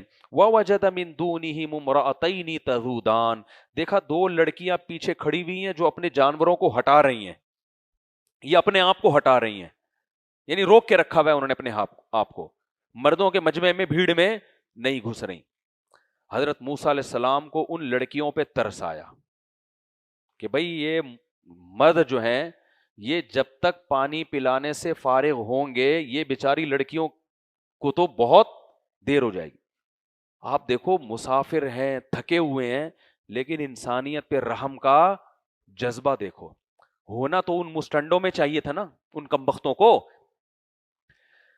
ابے بھائی جو کمبخت کھڑے ہوئے پانی کا ڈول نکال کے اپنے جانوروں کو پلا رہے ہیں, برتن بھر رہے ہیں, ان کمبختوں کے سوچنے کی چیز تھی نا. ہم 150 مرد ہیں, ان بچیوں کی باری کب آئے گی, لڑکیوں کی باری, وہ کمزور ہیں تو ان کو پہلے پلا دو. کیا خیال ہے, ان مسٹنڈوں کو سوچنا چاہیے تھا نا. وہ مسٹنڈے, میں تو ان کو مسٹنڈا ہی کہتا ہوں, وہ مسٹنڈے نہیں سوچ رہے تھے. لیکن جو عزت دار لوگ ہوتے ہیں نا وہ ہر جگہ عزت دار ہوتے ہیں. موسیٰ علیہ السلام کو اپنا خیال نہیں آیا, ان لڑکیوں کا خیال آیا کہ عورت ذات ہے, دور کھڑی ہوئی ہے کافی دیر سے, تو کیوں نہ میں ان کی خدمت کر دوں. تو قرآن کہتا ہے فَسَقَى لَهُمَا, موسیٰ علیہ السلام گئے اور ڈول سے نکال کے ان کو پانی لا کے دے دیا. پہلے موسیٰ علیہ السلام ان دونوں کے پاس گئے اور پوچھا ما خطبکما, تم لوگ یہاں کیوں کھڑی ہوئی ہو. ترس آیا نا ان کو, تو کہا کہ پہلے پوچھ تو لوں کہ کیا مسئلہ ہے ان کے ساتھ, ایسا نہ کوئی اور کام ہو. تو انہوں نے کہا لا نسقی حتی یصدر الرعاء, جب تک یہ لوگ فارغ نہیں ہو جائیں گے ہم مردوں کے بیچ میں نہیں گھسیں گے. ان میں حیا تھی کہ بھئی دیر سے چلے جاؤ, لیکن مخلوط مجلس میں مخلوط نہ بناؤ مجلس کو. مرد ہیں, ان کے بیچ میں گھسنا عورت کے لیے شرم اور حیا کی خلاف ہے. یہ سمجھتے ہو گے نہیں سمجھتے. آج آپ شادی میں پارٹیشن کرتے بھی ہیں نا, خواتین پھر بھی گھس آتی ہیں اس میں, پھر بھی کہاں چلی آتی ہیں. وہ برقعے میں تھی, پردے میں تھی, اس کے باوجود مردوں کے بیچ میں, جملہ نہ کمپلیٹ کر لیا تھی, اس اور ضرورت بھی تھی, اس کے باوجود مردوں کے کراؤڈ میں نہیں گھس رہی تھی کہ یہ حیا کے خلاف ہے. اور آج کیسے لباس ہوتے ہیں شادی بیاہ میں خواتین کے, پورے ڈسٹمپر کے ڈبے خالی ہو چکے ہوتے ہیں. اب کیا بےہودہ لباس ہوتا ہے. پارٹیشن ہو بھی تو بھی خواتین یہاں گھس, اور مرد بھی بغیرت ادھر گھس رہے ہوتے ہیں. ہم بچپن میں یہ کہا کرتے تھے لڑکیوں میں لڑکا گوں کھاتا, تو جب بھی خواتین کے جو تمبو ہے نا اس میں لڑکا آیا کرے نا, ہلکا سا یہ بول ضرور دیا کرو لڑکیوں میں لڑکا, ابے یاد کر لو نا, گوں کھاتا. شاید اس بے شرم کو تھوڑی سی شرم آئے گی, پھر بھی نہیں, لیکن شاید آ جائے. گھر میں جا کے شاید سوچے کہ یار غلط کیا میں نے. آگے چلتے ہیں ہم, جلدی سے اس کو مکمل کر لیں. قرآن کہہ رہا ہے, آ کے انہوں نے پوچھا کہ تمہاری کیا حالت ہے. انہوں نے کہا کہ ہم جب تک مردوں کا مجمع چھٹ نہیں جاتا اس وقت تک ہم پانی نہیں پلائیں گے. سوال پیدا ہوتا ہے, بھائی گھر میں کسی مرد کو بھیجو اگر اتنی حیا ہے. گھر کے باہر کے کام کس کی ذمہ داری ہے؟ بولو نا, مردوں کی. تو ان بچیوں نے خود پہلے کہہ دیا وَأَبُونَا شَيْخٌ کبیر, ہمارے گھر میں ایک ہی مرد ہے, وہ ہمارے ابا, ہمارا کوئی بھائی نہیں ہے, اور وہ بوڑھے ہیں, وہ نہیں آ سکتے. ایک ایک لفظ بتا رہا ہے کہ اللہ نے عورت کو گھر کی چار دیواری کے لیے پیدا کیا ہے. گھر کے باہر کے کام کس کے ذمے ہیں؟ مردوں کے. ورنہ وہ ایکسپلینیشن کیوں دیتی؟ وہ بتا رہی بھائی ہم مجبور ہیں, بوڑھے باپ ہے وہ نہیں آ سکتا تو مجبوراً ہم آئیں. موسیٰ علیہ السلام کو ترس آیا. قرآن کہتا ہے فَسَقَىٰ لَهُمَا, حضرت موسیٰ نے ان دونوں کو پانی دیا. ثُمَّ تَوَلَّىٰ إِلَى الظِّلِّ, موسیٰ کی نیت میں کوئی لالچ نہیں تھی, لیکن جب خدمت کر لی نا تو پھر دل میں تھوڑی سی تما پیدا ہونا شروع ہو گئی کہ بھائی میں تو نہ کھانے کا انتظام نہ پانی کا انتظام, پیسے بھی ختم, اب میں نے ان کو پانی پلایا ہے, شاید ان کو دل میں کچھ خیال آ جائے, گھر میں ابا کو جا کے بتائیں اور کوئی میرے روٹی پانی کا انتظام ہو جائے. دل میں تو خیال آ سکتا ہے نا. حضرت موسیٰ کی نیت یہ بولو نہیں تھی, لیکن جب دل میں خیال آیا تو اب ان بچیوں سے کہنا استغنا کے خلاف سمجھا کہ مخلوق سے خدمت کی مدد مانگیں. ان بچیوں سے جا کے کہیں دیکھو میں نے تمہاری کتنی خدمت کی ہے. ایکچولی اب آپ بھی گھر میں جا کے ابا کو بتائیں کہ ایک آدمی ہے ابھی نیا نیا سفر سے آیا ہے, تو اس سلسلے میں آپ سے ملاقات کرنا چاہتا ہوں. ہمارے یہاں کیسے ہوتا ہے, لوگ آتے ہیں رمضان آنے والا ہے, مفتی صاحب اس سلسلے میں آپ سے تھوڑی سی دعا کی, خصوصی دعا کی درخواست ہے. میں سمجھ جاتا ہوں چندہ چاہیے اس کو. تو کیا یعنی بہت بلیغ آیت ہے یہ, مخلوق سے نہیں کہہ رہے. کیوں؟ اس موقع پہ ان سے مدد مانگنا یہ استغنا کے خلاف ہے, یہ اس کی علامت ہے اچھا آپ نے پانی اس چکر میں پلایا تھا. اس کی مثال ایسے جیسے مولانا سلوی تھانوی رحمۃ اللہ علیہ کے پاس ایک شخص آیا, اس نے کہا کہ حضرت میرے لیے دعا کر دیں. حکیم الامہ نے دعا کی اللہ اس کی مغفرت کر دے اور وغیرہ. اس نے پھر پیسے ہدیہ نکال کے دیا. انہوں نے کہا ہمارے یہاں دعائیں بکتی نہیں ہیں, ٹھیک ہے نا, ہمارے یہاں دعائیں, پیسے واپس کر دیے انہوں نے. یعنی تم مجھ سے دعا کروا رہے اور پھر ساتھ ہی پیسے دے رہے ہو, اس کا مطلب یہ تو فوراً یہی میسج جائے گا کہ دعا کر لیں 50 روپے میں. تو آپ نے چونکہ بہت اچھی دعا کر لی تو یہ 100 روپے بنتے ہیں اس کے. ویسے ہدیہ کسی کو بھی دیا جا سکتا ہے, لیکن یہ بھائی تو پہلے دے دیتا تو یہ موقع نہیں ہوتا. تو بعض چیزیں بے موقع ہوتی ہیں. تو موسیٰ علیہ السلام نے جب خدمت کی نا, دل میں خیال آیا کہ شاید بھائی کوئی مدد ہو جائے, تو اب ان سے نہیں کہہ رہے لیکن اللہ کے سامنے اپنی احتیاط ظاہر کر رہے ہیں کہ اے اللہ میرے دل میں جو یہ خیال آیا ہے, میں مخلوق سے تو مستغنی ہوں لیکن تیری رحمت سے مستغنی نہیں ہوں. کیا پیاری دعا مانگی, ربی النی لما انزلت الی من خیر فقیر. درخت کے سائے کے نیچے آ کے کھڑے ہوئے اور کہنے لگے اللہ تو نے اگر میرے لیے کوئی اچھا انتظام کر دیا ہے نا تو میں اس کا محتاج ہوں, مجھے وہ انتظام چاہیے. صحیح ہے نا. اشارہ تھا کہ اب یہ بچیاں گھر جا کے ابا کو بتائیں گی, ابا شاید کوئی پیسے ویسے دے دیں, تو میں ان سے تو نہیں مانگ رہا لیکن اے اللہ میں تیری رحمت کا محتاج ہوں, اگر تو نے کوئی ارادہ کیا تو کر لے اس کو پورا. یہ ہے بیلنس. یہ کیا ہے؟ بیلنس. تو اللہ نے ان کی دعا پوری کی موسیٰ علیہ السلام کی. وہ کیا ہوا, وہ باپ بھی بڑا غیرت مند تھا دیکھو. ورنہ آج کل جو بغیرت قسم کے لوگ ہوتے ہیں نا, خدمت لیتے ہیں پھر کہتے ہیں یار فری پھوکٹ کی ہے نا خدمت, تو فری میں کی ہے نا, چلو فری میں ہی ٹھیک ہے. ہمیشہ غیرت مند لوگوں کی قدر کیا کرو. جو تمہاری فری میں خدمت کر رہے ہیں نا, معاوضہ انہی کو دیا کرو, اور جو معاوضہ لے کے کر رہے ہیں تو جتنا معاوضہ ہے اتنا ہی دو ان کو, اور جو فری میں کر رہے ہیں ان کو ڈبل دیا کرو. مخلص لوگوں کی قدر کیا کرو. آج کیا کرتے ہیں, جو مخلص ہے اس کو نچوڑتے رہتے ہیں. جو بہو خدمت والی مل گئی نا, ساس پورا نچوڑے گی اس کو, ایسے نچوڑے گی. اور جو خدمت والی نہیں ہے اس سے بالکل ریزرو ہو کے چلتی ہے. حالانکہ بھائی جو خدمت والی ہے اس پہ دل کیا کرو, بڑا کرو. اس سے خدمت بھی کم لو, کھلاؤ بھی زیادہ, کہ بھائی اس میں اتنا تو پہلے سے جذبہ ہے. ہر چیز میں الٹا.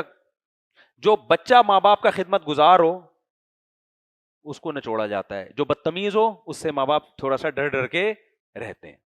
اب گھروں میں دیکھ لینا، یہ چونکہ بے وقوف مل گیا، سارے کام یہی کرتے ہیں، انڈے بھی تو لے کر آ، دہی بھی تو لے کر آ، فلانا بھی، وہ چونکہ لا رہا ہے، وہ کہتا ہے یار میں صحیح گدھا مل گیا ٹھیک ہے.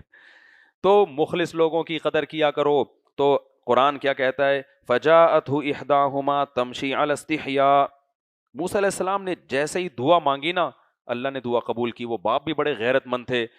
جب بچیوں نے گھر جا کے بتایا کہ ایسے، وہ انہوں نے باپ نے پوچھا کہ آج اتنی جلدی کیسے آ گئی، انہوں نے کہا ایک نوجوان تھا جس نے ہماری خدمت کی ہے. تو ان لڑکیوں کے باپ غیرت مند، انہوں نے کہا جاؤ اس کو لے کر آؤ، ہم اس خدمت کا اس کو معاوضہ دیں گے، ہم فری میں خدمت. ابے میں تمہیں یہ بار بار اس لیے فوکس کر رہا ہوں کہ یہ خاندانی پن اپنے اندر پیدا کرو. کوئی تمہاری فری میں خدمت کر دیا کرے نا تو پیسے دے دیا کرو، بولو ہم خاندانی لوگ ہیں، فری پھوکٹ کے کام نہیں کرتے. تو اگر فری میں کر رہا ہے یہ تیرا خاندانی پن ہے، میں پیسے دوں گا یہ میرا خاندانی پن ہے. اب خاندانی مقابلہ ہو رہا ہے تو میرا پلڑا کیا رہے گا، بھاری رہے گا. ہم الٹا کر رہے ہوتے ہیں، کوئی خاندانی مل جائے اور کمینے پن پہ آ جاتے ہیں اور کمینے پن پہ آ جاتے ہیں. تو بولو بھائی ہماری ٹانگ ہمیشہ کیا رہے گی، اونچی رہے گی. تو لڑکیوں کے باپ نے بولا کہ اس نے فری میں خدمت کی ہے، ہم خاندانی لوگ ہیں، کوئی فری میں بھی کر رہا ہو تو ہم اس خدمت کا اس کو معاوضہ دیتے ہیں، جاؤ اس کو بلا کے لاؤ، اس کی خدمت کریں گے ہم. قرآن کیا کہتا ہے، فجاءتہ احداہما تمشی علی استحیاء. دونوں میں سے ایک آئی حیا کے ساتھ چلتی ہوئی. کیا ضرورت تھی اللہ کو یہ حیا کا لفظ بڑھانے کی ہے بھائی؟ اس سے پتہ چلتا ہے میراتھن ریس کا اسلام میں کوئی تصور ہے؟ اسلام عورت کی حیا کو دیکھنا چاہتا ہے.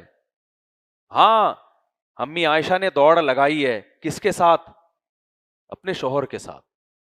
تو شوہر کے معاملات اور ہیں، اور شوہر کو بھی چاہیے کہ بیوی اگر پردے والی ہے نا تو اس کو بھی جیل میں ڈال کے نہ رکھے. امی عائشہ پردے والی تھی نا تو کتنے سفروں میں ہمارے نبی ان کو اپنے ساتھ لے کر گئے ہیں، اور میدان میں دوڑ بھی لگائی ان کے ساتھ، صحابہ کو آگے بھیج دیا تاکہ بے پردگی بھی نہ ہو. جب پہلی دفعہ دوڑ لگائی، امی عائشہ کہتی ہیں میرا بدن ہلکا تھا میں جیت گئی. کئی سال کے بعد دوبارہ سفر سے واپسی پہ نا پھر نبی نے سب کو آگے بھیج دیا. امی عائشہ کہتی ہیں میرا جسم بڑھ چکا تھا، دوڑ لگائی تو نبی صلی اللہ علیہ وسلم جیت گئے. اور امی عائشہ سے فرمایا تل کا بھی تل کا، اے عائشہ یہ اس کا جواب ہو گیا، ٹھیک ہے نا، یہ اس کے مقابلے میں. تو عورت کو کہ جو ہے نا پردے دار عورتوں کے ساتھ کو پروٹوکول دیا کرو، مگر وہی ہے کہ جب ایک پردے والی مل گئی تو اب اس کو اس کے پردے کا ناجائز فائدہ اٹھاتے ہیں. وہ ملتی نا ذرا بولڈ قسم کی جو سر پہ چترول لگا رہی ہوتی اس کو سارے حقوق مل رہے ہوتے. تو خیر، تو قرآن ان کی حیا کو ہائی لائٹ کر رہا ہے، فجاءتہ احداہما تمشی علی استحیاء. دونوں میں سے ایک آئی حیا کے ساتھ چلتے ہوئے. اس سے پتہ چلتا ہے کہ اللہ کو عورت کی حیا بہت پسند ہے، اور حیادار لڑکیوں سے ہی شادی کیا کرو. خدا کے بندو، ہر ایک کو بول چاہیے، ایکچولی ٹھش پش کرتی ہو ذرا سا نا، وہ ٹھش پش 2-4 دن کو اچھی لگتی ہے، پھر جب تمہارے سر پہ ٹھش پش کرے گی نا، کیونکہ حیا ہوگی تو شوہر کے سامنے بھی نظر، جب شوہر کو غصہ آئے گا تو آواز کو پس کر لے گی. اور اگر حیا نہیں ہوگی تو بھائی حیا ہی تو ساری برائیوں سے روکتی ہے. آپ تھوڑا سا جواب دیں گے، وہ اینٹ کا جواب پتھر سے دے گی. وہ شٹ اپ فراز. ہمارے ایک جاننے والے تھے، بہت پرانی بات ہے، اب آپ کو کیا پتا کون سے فراز کی بات ہو رہی ہے، آرمی میں کیپٹن تھے وہ، تو پڑوس میں رہتے تھے. بہت پرانا قصہ ہے، اب ان کو بھی پتا نہیں چلے گا. آرمی بہت سارے کیپٹن 20 سال پہلے فراز تھے نا، بہت سارے فراز تھے. اب ایسا نا کوئی آرمی کا چیف بن جائے کل فراز، مجھے اٹھا کے اندر ڈال دے کہ تو، میں بھائی اس کی بات نہیں کر رہا، 20 فراز ہیں، سسٹم میں نہ لے آئے مجھے بھی کوئی فوج تو کچھ بھی. تو وہ نا انہوں نے شادی کی پہلی رات نا اپنی بیوی کو بتایا، ان کی گھر والی نے میری گھر والی کو بتایا کہ ہم دونوں میں اتنی انڈرسٹینڈنگ ہے کہ میرے ہسبینڈ نے نا فرسٹ نائٹ، بڑی اسی اسٹائل میں، میرے ہسبینڈ نے فرسٹ نائٹ مجھے بتا دیا تھا کہ تم میرا نام لے کے کیپٹن فراز کہا کرو. مجھے کیا کہا کرو؟ کیپٹن فراز. یہ ہسبینڈ، شوہر، آقائے نامدار، یہ وہ نہیں، نام لو. مجھے براڈ مائنڈڈ لڑکیاں پسند ہیں، ادب تمیز اور دوپٹہ شپٹہ نہیں پسند. وہ بھائی ایسی نکلی کہ ان کے گھر سے لڑائیوں کی آوازیں آتی تھیں. وہ جب ذرا ڈانٹتا نا بیوی کو، بیوی کہتی شٹ اپ فراز. تو یہ جملہ مجھے یاد ہو گیا، او فراز شٹ اپ. تو میں اپنی بیگم سے کہہ رہا تھا، میں نے کہا جو سکھایا ہے وہی، وہ فراز ادھر فوج کا کیپٹن ہے، کیپٹن کی تو بڑی پھوپھا ہوتی ہے بھائی، لوگ آگے پیچھے یس سر، ٹھیک ہے نا، سلوٹ مار رہے ہیں، لیکن ادھر کیا، ذرا سا بیگم کو بولا او فراز شٹ اپ، تو فراز صاحب تو ہمیشہ کے لیے، ہو سکتا ہے اب تک انتقال ہو گیا ہو فراز صاحب کا، ان کا، مجھے نہیں لگتا اب تک فراز صاحب بچے ہوں گے. تو اس لیے بھائی حیا کیا ہے، حیا سب سے پہلے کیا ہے، حیا. تو قرآن کہتا ہے فجاءت احداہما تمشی علی استحیاء، دونوں میں سے ایک حیا کے ساتھ چلتی ہوئی، حیا کے ساتھ چل رہا ہے راستے کے کنارے پہ، بیچ روڈ پہ نہیں، پردہ کر کے، چال سے پتہ چل رہا ہے کہ اس میں حیا ہے. اور کہنے لگی ان ابی یدعوکا، میرے ابا نے آپ کو بلایا ہے، لیجزیک اجر ما سقیت لنا، آپ نے جو ہمیں پانی پلایا ہے، میرے ابا آپ کو اس کا بدلہ دینا چاہتے ہیں. موسیٰ علیہ السلام فوراً چلے گئے. کیوں؟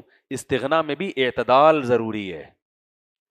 بعض لوگ ایسے موقع پہ کیا کہتے ہیں، نہیں میں تو فری میں، اندر اندر سے ہوتا ہے بھائی کچھ لے آؤ یار، اوپر اوپر سے کیا کر رہے ہوتے ہیں، فنٹر بنے، اوپر سے نا بڑے فنٹر بنے ہوئے ہوتے ہیں، نہیں ایکچولی. اور خاص طور پہ کوئی لڑکی آ جائے اس کے سامنے تو بہت شو مار رہے ہوتے ہیں. پھر موسیٰ علیہ السلام کو اندازہ ہو گیا بھائی میں نے اللہ کے لیے کیا ہے، اب اگر میں جو ضرورت بھی ہے، کھانے کا بھی انتظام نہیں ہے، کچھ بھی نہیں ہے، تو اب اگر ایک موقع مل رہا ہے تو مجھے جانا چاہیے. یہ ہے استغنا میں اعتدال، بیلنس.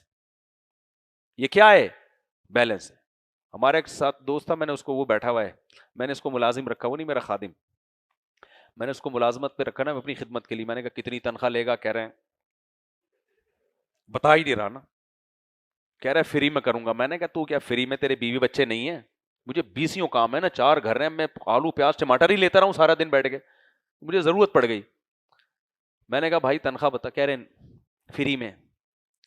مجھے پھر غصہ آ گیا، میں نے کہا بھائی تیرے بیوی بچے نہیں ہیں کیا، فری میں فری میں فری میں. خیر سمجھ میں آ گئی الحمدللہ، اس کے پھر جلدی سمجھ میں آ گیا. تو وہ فنٹر نہیں بن رہا تھا بیچارہ، وہ سادگی میں ایسا کر رہا تھا، لیکن ایسی سادگی ٹھیک بولو نہیں ہے بھائی، تمہیں بھی تو کمانا ہے، بیوی بچے بھی ہیں، تو فری پھوکٹ کا کیا ہوتا ہے. تو موسیٰ علیہ السلام نے جب ان کی لڑکی نے کہا نا کہ میرے ابا نے آپ کو بلایا ہے، آپ کو اجر دینا چاہتے ہیں، موسیٰ علیہ السلام فوراً چلے گئے. چلو یار اللہ نے کوئی انتظام کیا، اب یہاں استغنا یہ ٹھیک نہیں ہے، چلتے ہیں بھائی. قرآن کہتا ہے فلما جاءہ وقص علیہ القصص، موسیٰ علیہ السلام جب گئے ان کے والد کے پاس، تو عزت دار آدمی تھے، تو انہوں نے صرف اجرت کی بات نہیں کی، بلکہ انہوں نے دیکھا بھائی جب بھی کوئی نیا آدمی آیا کرے نا، اس سے حال احوال پوچھے انسان، کون ہو، کہاں سے آئے ہو. تو موسیٰ علیہ السلام سے انہوں نے پوچھا. کیوں پوچھا؟ اس کی وجہ یہ تھی کہ انہوں نے دیکھا کہ یہ اس قوم کا آدمی معلوم نہیں ہوتے، یہ کوئی مسافر ہی ہیں، کیونکہ اتنے مستنڈے، اور روزانہ پانی پلانے کی باری آتی ہے، آج تک کسی نے میری بچیوں کی مدد نہیں کی ہے، تو یہ یہاں کا تو بندہ ہے نہیں، تو اب یہ کہاں کا ہے، ذرا اس سے ڈیٹیل پوچھو. تو انہوں نے بتایا بھائی میں مصر سے آیا ہوں. بھائی مصر سے کیوں آئے آپ، مصر تو بڑا ترقی یافتہ کنٹری ہے، اس کو کیوں چھوڑا؟ پھر انہوں نے بتایا بھائی مجھ سے ایسے بندہ قتل ہو گیا. تو بھائی قتل ہو گیا تو دیت بنتی ہے، قصاص تو نہیں بنتا. بتایا کہ بھائی وہ اس کو تو میری قوم سے دشمنی ہے، وہ تو بہانے تلاش کر رہے ہیں قتل کرنے کے. پورا موسیٰ علیہ السلام نے نا فرعون کے مظالم اور میری قوم پہ ایسے قتل، بچوں کو ایسے ذبح، پوری موسیٰ علیہ السلام نے پورا واقعہ بتا دیا.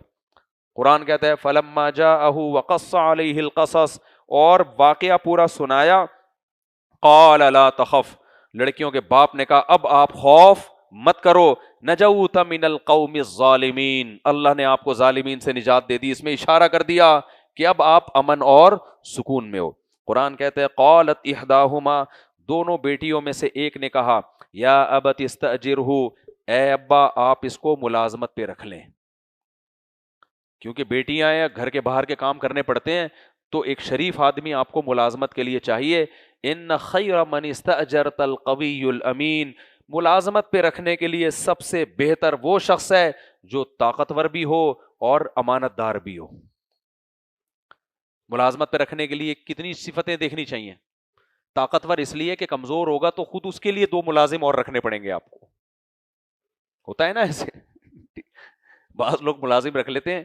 ہمارے ایک جاننے والوں نے نا بکرے کا باڑا کھولا اور اس میں بکرے کا دانہ رکھا،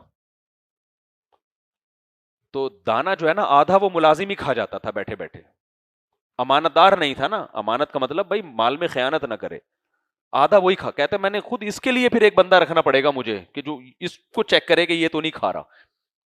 تو ملازم طاقتور بھی ہونا چاہیے اور دیندار بھی، ورنہ ڈنڈی مارے گا پیسے پورے لے گا. اب تک کیوں نہیں رکھا تھا انہوں نے ملازم؟ سوال پیدا ہوتا ہے.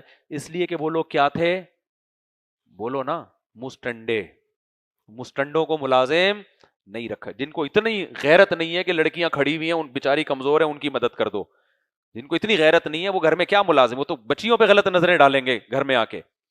تو اس لیے ایک نے کہا کہ ان کو ملازم رکھ لو، ان خیر من استاجرت القوی الامین، سب سے بہترین گھر میں مزدور ملازم وہ ہے جو طاقتور بھی ہو اور امانت دار. یہ دیندار بھی ہیں، امانت دار ہیں اور طاقتور بھی ہیں. طاقت امانت کا اندازہ کیسے لگایا؟ موسیٰ علیہ السلام کی آنکھوں سے.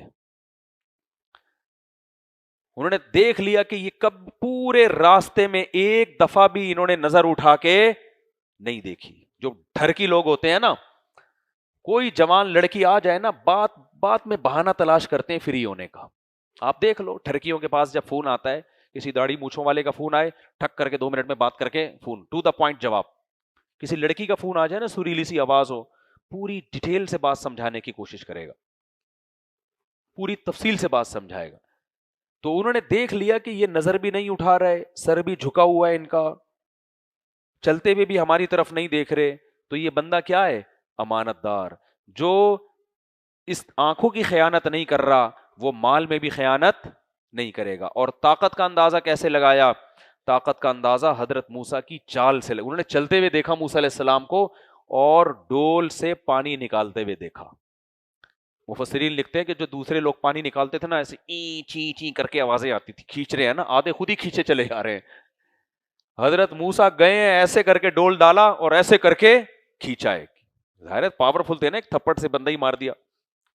تو اس 2 چیزوں سے اندازہ ہوا. ایک چال، جو کمزور ہوتا ہے اس کی چال بھی کیسے ہوتی ہے، جانا ادھر کو چاہتا ہے، ہوا کی وجہ سے ادھر کو جا رہا ہوتا ہے. بعض لوگوں کو ہوا چلا رہی ہوتی ہے. ایک باریک سے پروفیسر صاحب تھے، وہ لیکچر نے چوک لے کے بلیک بورڈ پہ سمجھا رہے تھے. تو کسی نے مذاق کیا، بھائی ہوا تیز چل رہی ہے، ایسا نہ ہو سر اڑ جائیں، پروفیسر صاحب اڑ جائیں. کسی نے کہا نہیں اڑیں گے، ان کے ہاتھ میں چوک ہے، ٹھیک ہے ابھی نہیں اڑیں گے انشاءاللہ. تو خیر، چال سے اندازہ لگایا موسیٰ علیہ السلام کی، اور دوسرا ڈول کھینچنے کی طاقت سے. تو جب انہوں نے کہا کہ بھئی یہ بہترین ان کو ملازمت پہ رکھ لیں، باپ نے کیا کہا، انی ارید ان انکحک احدی ابنتی ہاتین. جو عزت دار باپ ہوتا ہے اس کو سب سے زیادہ اپنی بیٹیوں کے گھر بسانے کی فکر ہوتی ہے، اچھے داماد کی تلاش ہوتی ہے. اس زمانے میں باپوں نے یہ فکریں چھوڑ دی ہیں، لہذا لڑکیاں خود ہی سیٹنگوں میں لگی ہوئی ہیں. کل بھی میرے پاس ایک کیس آیا اسی سلسلے میں کہ میری سیٹنگ ہو چکی ہے، اب ابا میری شادی کہیں اور کر رہے ہیں، اتنے عرصے سے ابا کو خیال نہیں آیا، اب سیٹنگ کہیں اور ہو گئی ہے، ابا کہیں اور، اما یا تو بھائی بالغ ہوتے ہی کر دیتے. تو ہمیشہ عزت دار باپ کو بچیوں کی پڑھائی سے زیادہ کس کی فکر ہوتی ہے؟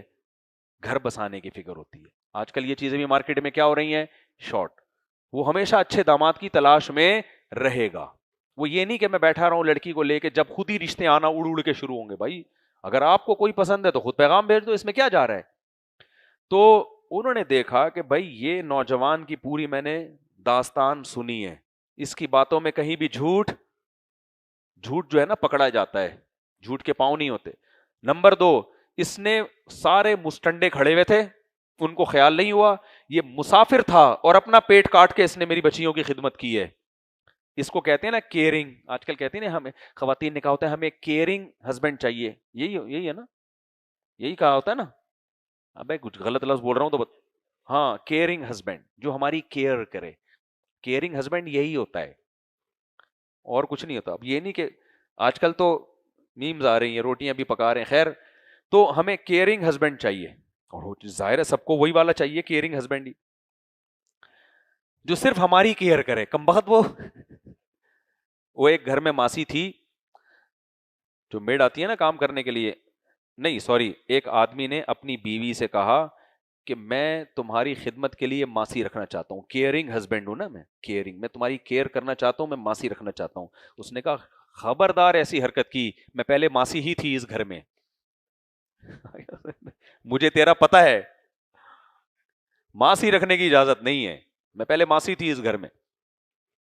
تو لڑکیوں کے ان کے جو باپ تھے نا، کہا گیا کہ شعیب علیہ السلام تھے، لیکن یہ کوئی ثابت نہیں ہے. شعیب علیہ السلام کوئی روایت نہیں ملتی ہمیں صحیح جس سے پتا چلے شعیب علیہ السلام تھے.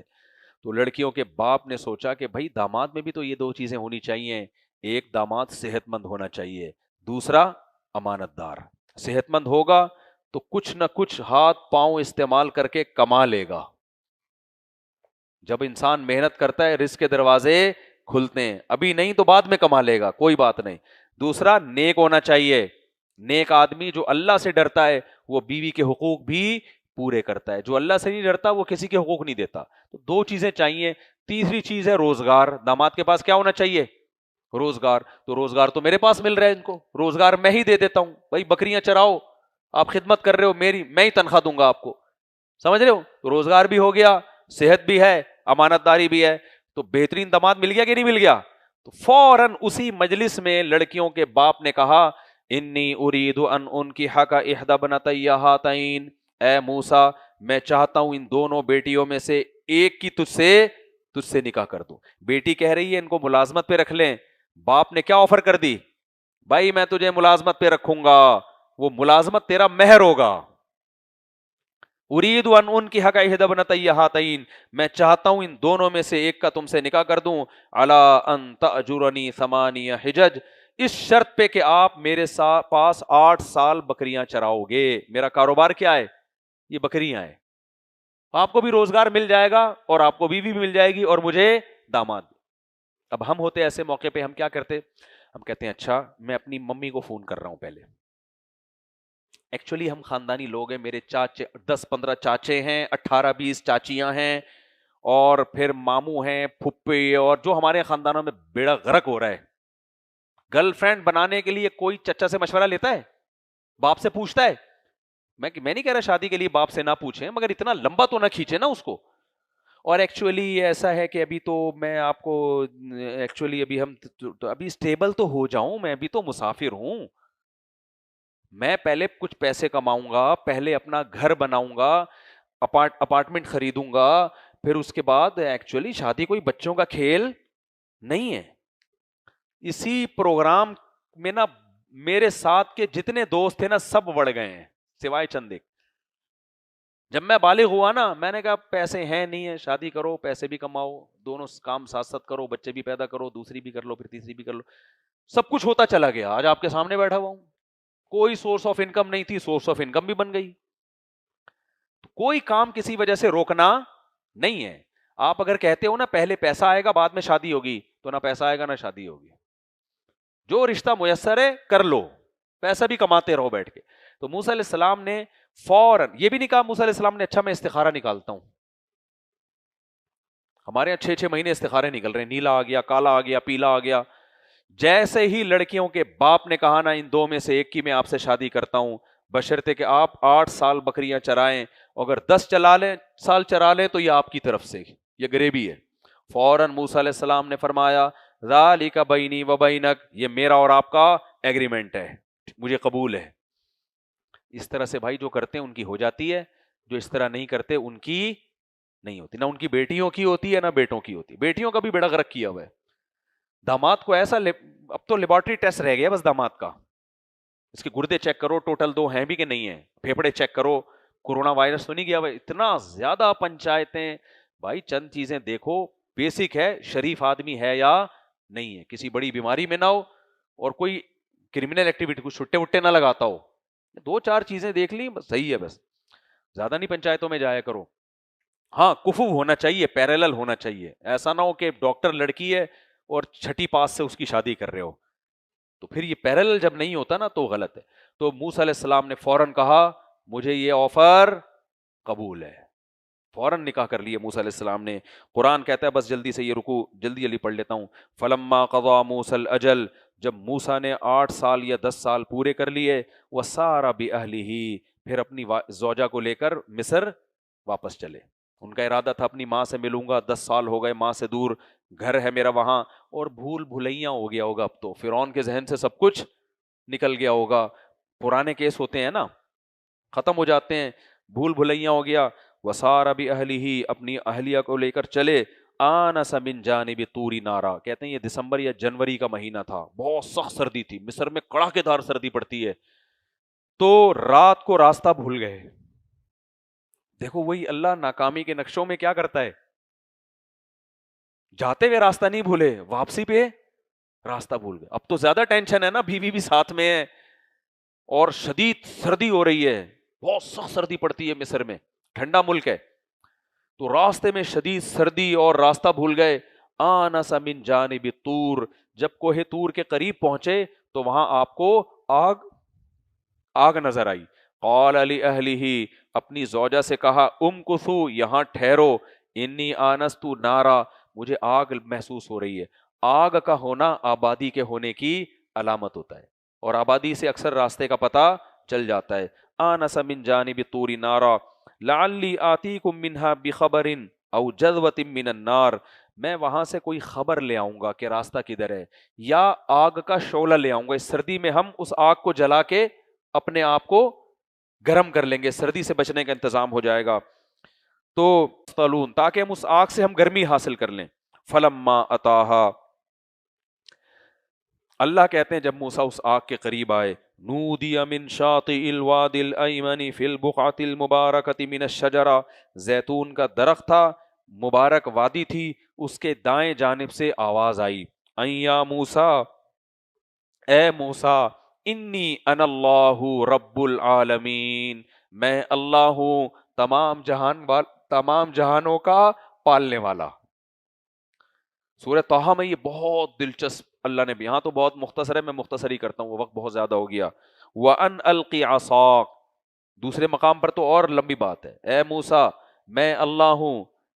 وَإِنَّ السَّاعَةَ آتِيَةٌ أَكَادُ أُخْفِيهَا, قیامت آ کے رہے گی, میں قیامت کو لوگوں سے چھپا دوں گا. وَأَقِيمِ الصَّلَاةَ لِذِكْرِي, تو نماز قائم کر میری یاد قائم کرنے کے لیے. تو پوری ڈیٹیل ہے, یہاں مختصر ہے. وَأَنْ أَلْقِ عَصَاكَ, اللہ کہتے ہیں موسیٰ, آواز آئی کہ میں اللہ رب العالمین ہوں, اے موسیٰ اس لاٹھی کو زمین پہ ڈال دے. فلما رآہا تہتز, زمین پہ ڈالا, وہ ایسے حرکت کرنے لگی اژدہا بن کے, دوڑنے لگی. کأنہا جان ولا مدبرا, موسیٰ علیہ السلام پشت پھیر کے بھاگے. حالانکہ موسیٰ کے دل میں اللہ نے ڈال دیا کہ میں, ان کو یقین آ گیا کہ اللہ ہی ہے, تو لاٹھی کا سانپ بننا تھا اور موسیٰ علیہ السلام کا وہاں سے پیٹ پھیر کے بھاگے. میں بار بار کہتا ہوں کہ انبیاء کی لائف بھی نیچرل ہوتی ہے, بزرگوں کی لائف بھی نیچرل. ڈرنے والی چیزوں سے ڈرتے ہیں, اور ایسا نہیں ہوتا کہ ڈرنے والی چیزوں سے ڈرنے لگے. ہمارے حضرت جی سانپ سے بھی نہیں ڈرتے, تو اس کا مطلب سپیرے ہیں یہ. پھر یہ حضرت جی نہیں ہے, یہ کیا ہیں, سپیرے ہیں. مسجدوں میں دھماکہ ہوتا ہے نا, کھڑا ہوا امام, کہتے ہیں ہمارے امام ڈرے ہی نہیں. بھائی بے وقوف امام ہے, تو دوسرے دھماکے کا انتظار کر رہا ہے کیا؟ ایک ہو گیا, اب نکل لے, بھاگ جائے یہاں سے نماز توڑ کے. زلزلہ آتا ہے نا, ویڈیوز آ رہی ہیں, زلزلہ آ رہا ہے, امام کھڑا ہوا ہے, پیچھے سے پبلک نکل کے بھاگ رہی ہے. یہ بے وقوف امام ہے, یہ خود بھی مرے گا, پبلک کو بھی مروائے گا. ذرا سی زمین ہلے, جس کو جہاں سے موقع ملتا ہے نماز توڑ کے بھاگ. نماز بعد میں ہوتی رہے گی, زندگی دوبارہ نہیں ملتی. تبھی حدیث میں آتا ہے سانپ نماز میں دیکھو تو مارو اس سانپ کو جا کے. تو موسیٰ علیہ السلام, قرآن کہتا ہے وَلَمْ يُعَقِّبْ, ایسا بھاگے ہیں پیچھے مڑ کے بھی نہیں دیکھا. کیا منظر ہوگا یار, وہ لاٹھی سانپ بنی اور موسیٰ علیہ السلام تگڑ دوڑ رہے ہیں, بھاگ رہے ہیں, اور قرآن کہتا ہے وَلَمْ يُعَقِّبْ, پیچھے مڑ کے بھی نہیں دیکھ رہے کہ بھئی یہ تو کاٹ لے گا مجھے. قَالَ يَا مُوسَىٰ اقبل, ہم نے کہا اے موسیٰ اقبل, واپس پلٹ. وَلَا تَخَفْ, خوف مت کر. سَنُعِيدُهَا سِيرَتَهَا الْأُولَىٰ, دوسرے مقام پہ تو اس سانپ کو پکڑے گا, ہم اسے دوبارہ لاٹھی بنا دیں گے. اسلک یدک فی جیبک, اپنا ہاتھ گریبان میں ڈالیں. وہ دوسرا معجزہ اللہ نے دکھایا, فرمایا کہ یہ دونوں معجزے لے کر فرعون کے پاس جاؤ. ڈائریکٹ کہاں بھیج رہے ہیں؟ فرعون کے پاس, جس سے بچ کے 10 سال کا پورا جو ایک سیٹ اپ بنایا تھا وہ سارا سیٹ اپ ضائع ہوتا نظر آ رہا ہے. انہم کانوا قوما فاسقین, یہ فاسق لوگ ہیں. موسیٰ علیہ السلام نے فوراً کہا ربی انی قتلت منہم نفسا, اے اللہ میں نے تو ایک انسانی جان کو قتل کیا ہے. فأخاف أن يقتلون، وہ تو مجھے قتل کر دیں گے، اور میرا بھائی ہارون اس کی زبان میں فصاحت ہے، تو اس کو میرا ساتھی بنا دے۔ پہلے کہا تھا کہ نبی بنا دے، جب اللہ نے یہ پیشکش ٹھکرائی تو پھر کہا ساتھی بنا دے۔ یصدقنی، کم از کم ایک آدمی تو فرعون کے محل میں میری تصدیق کرے گا، کیونکہ مجھے یقین ہے کہ سارے مجھے جھٹلائیں گے، تو ایک تو ہوگا جو میرا ساتھ دے گا۔ قال سنشد عضدک، اللہ کہتے ہیں ہم نے کہا اے موسیٰ ہم تیرے بازو کو تیرے بھائی کے ذریعے مضبوط کر دیں گے۔ میں قرآن کی بلاغت پہ حیران ہوتا ہوں، الفاظ قرآن کے جو سلیکشن آف ورڈز ہے وہ بڑا خاندانی ہے۔ سنشد عضدک باخیک، اے موسیٰ تیرے بازو ہم مضبوط کریں گے، کس کے ذریعے؟ تیرے بھائی کے ذریعے۔ اور وَنَجْعَلُ لَكُمَا سُلْطَانًا، دلائل کی دنیا میں تیرا پلڑا بھاری رہے گا۔ بِآيَاتِنَا أَنْتُمَا وَمَنِ اتَّبَعَكُمُ الْغَالِبُونَ، اور تو ڈر رہا ہے کہ تو تو کمزور ہے، میرے معجزوں اور دلائل کے ساتھ تو اور تیرے بھائی کو جو فالو کرے گا غالب وہی آئے گا، جو تجھے اور تیرے بھائی کو فالو کرے گا نا غالب وہی آئے گا۔ قرآن کہتا ہے فَلَمَّا جَاءَهُم مُوسَىٰ بِآيَاتِنَا بَيِّنَاتٍ، جب موسیٰ واضح دلائل کے ساتھ آئے، فرعون نے کہا یہ جادو ہے، اور پھر دعوت چلتی رہی، بالآخر فرعون نے کیا کہا؟ یا ایھا الملأ ما علمت لکم من الہ غیری، اے لوگو میرے سوا کوئی معبود نہیں ہے، اگر موسیٰ کا کوئی خدا ہے تو اے حامان تو سیڑھیاں لگا، آسمان پہ چڑھ کے اس خدا کو تلاش کرتے ہیں۔ کیسی بدتمیزی اور بد تہذیبی ہے یا نہیں؟ اتنے دلائل دیکھنے کے بعد کیا کہہ رہا ہے؟ اے حامان، وہ چمچے ہوتے ہیں نا اس کے، حکومت کے بہت سے چمچے ہوتے ہیں جو طاقت اور قوت کے نشے میں حکومت، ظالم حکومتوں کو بھی ساتھ دے رہے ہوتے ہیں، تو فرعون کے بھی چمچے تھے۔ تو فرعون نے حامان سے کہا جا یار سیڑھیاں لگا، ہم اوپر چڑھ کے موسیٰ کے خدا کو دیکھتے ہیں، ہمیں تو وہ خدا نظر نہیں آ رہا۔ آج جتنے ایتھیسٹ یوٹیوب پہ ملیں گے نا آپ کو، وہ یہی کہتے ہیں بھائی نظر کیوں نہیں آتا، وہ آ کے اپنے آپ کو دکھاتا کیوں نہیں ہے؟ تو فرعون نے بھی یہی دعویٰ کیا تھا۔ اللہ فرماتے ہیں وَاسْتَكْبَرَ هُوَ وَجُنُودُهُ فِي الْأَرْضِ بِغَيْرِ الْحَقِّ، فرعون نے اور اس کے لشکر نے تکبر کیا، ذرا سی موسیٰ کی دعوت پہ کان دھرنے کے لیے تیار نہیں ہو رہا، اور کیسی اوٹ پٹانگ باتیں، بھول گیا کہ کوئی زمین کا مالک اصل میں کوئی اور ہے۔ اللہ فرماتے ہیں وَظَنُّوا أَنَّهُمْ إِلَيْنَا لَا يُرْجَعُونَ، فرعون یہ سمجھ بیٹھا تھا کہ آخرت قائم نہیں ہوگی، ہم مر کے مٹی ہو کے ختم۔ دیکھو یہ وہ نظریہ ہے جس سے سارے فساد جنم لیتے ہیں۔ جب آپ آخرت بھول جاتے ہو نا تو آپ سے بڑا شیطان پھر دنیا میں کوئی نہیں ہے۔ بس دو آیتیں رہ گئی ہیں، فَأَخَذْنَاهُ وَجُنُودَهُ فَنَبَذْنَاهُ فِي الْيَمِّ، اللہ کہتے ہیں ہم نے اس سمیت اس کے لشکر کو پانی میں غرق کر دیا، اور دیکھو ظالموں کا انجام کیسا ہوا۔ وَجَعَلْنَاهُمْ أَئِمَّةً يَدْعُونَ إِلَى النَّارِ، ہم نے فرعون اور فرعونیوں کو امام بنایا، لیڈر بنایا، ایسا لیڈر جو لوگوں کو جہنم کی آگ کی دعوت دیتے تھے۔ اس سے پتہ چلتا ہے لیڈر دو قسم کے ہوتے ہیں، لوگوں نے لیڈر ہی کو فالو کرنا ہے، بغیر لیڈر کے دنیا میں کوئی قوم نہیں ہوتی۔ لیکن لیڈر دو طرح کے ہوتے ہیں، کچھ جہنم کی آگ کی دعوت دے رہے ہوتے ہیں اور کچھ جنت کی دعوت دے رہے ہوتے ہیں۔ اللہ کہتے ہیں میں نے فرعونیوں کو ایسا لیڈر بنایا، یدعون الی النار، جو لوگوں کو کس طرف بلا رہے تھے؟ آگ کی طرف۔ اور دوسرے مقام پہ قرآن میں آتا ہے کہ خود بھی جہنم میں گیا اور اپنی قوم کو بھی اپنے ساتھ لے کے جہنم میں دھکیل دیا۔ اگر خود ایمان لے آتا نا قوم بھی ایمان لے آتی۔ اور آگے اللہ فرماتے ہیں وَأَتْبَعْنَاهُمْ فِي هَذِهِ الدُّنْيَا لَعْنَةً، جہنم کی آگ کا ایندھن بھی بنا، اور اس دنیا میں بھی اس کے پیچھے ہمیشہ کے لیے ہم نے لعنت چلا دی۔ آج دنیا میں کوئی بھی فرعون کا نام اچھے الفاظ سے نہیں لیتا۔ تو وقت بہت زیادہ ہو گیا ہے، اللہ تعالیٰ سے دعا ہے کہ اس واقعے میں جو اسباق ملیں اللہ ہمیں ان کو سمجھنے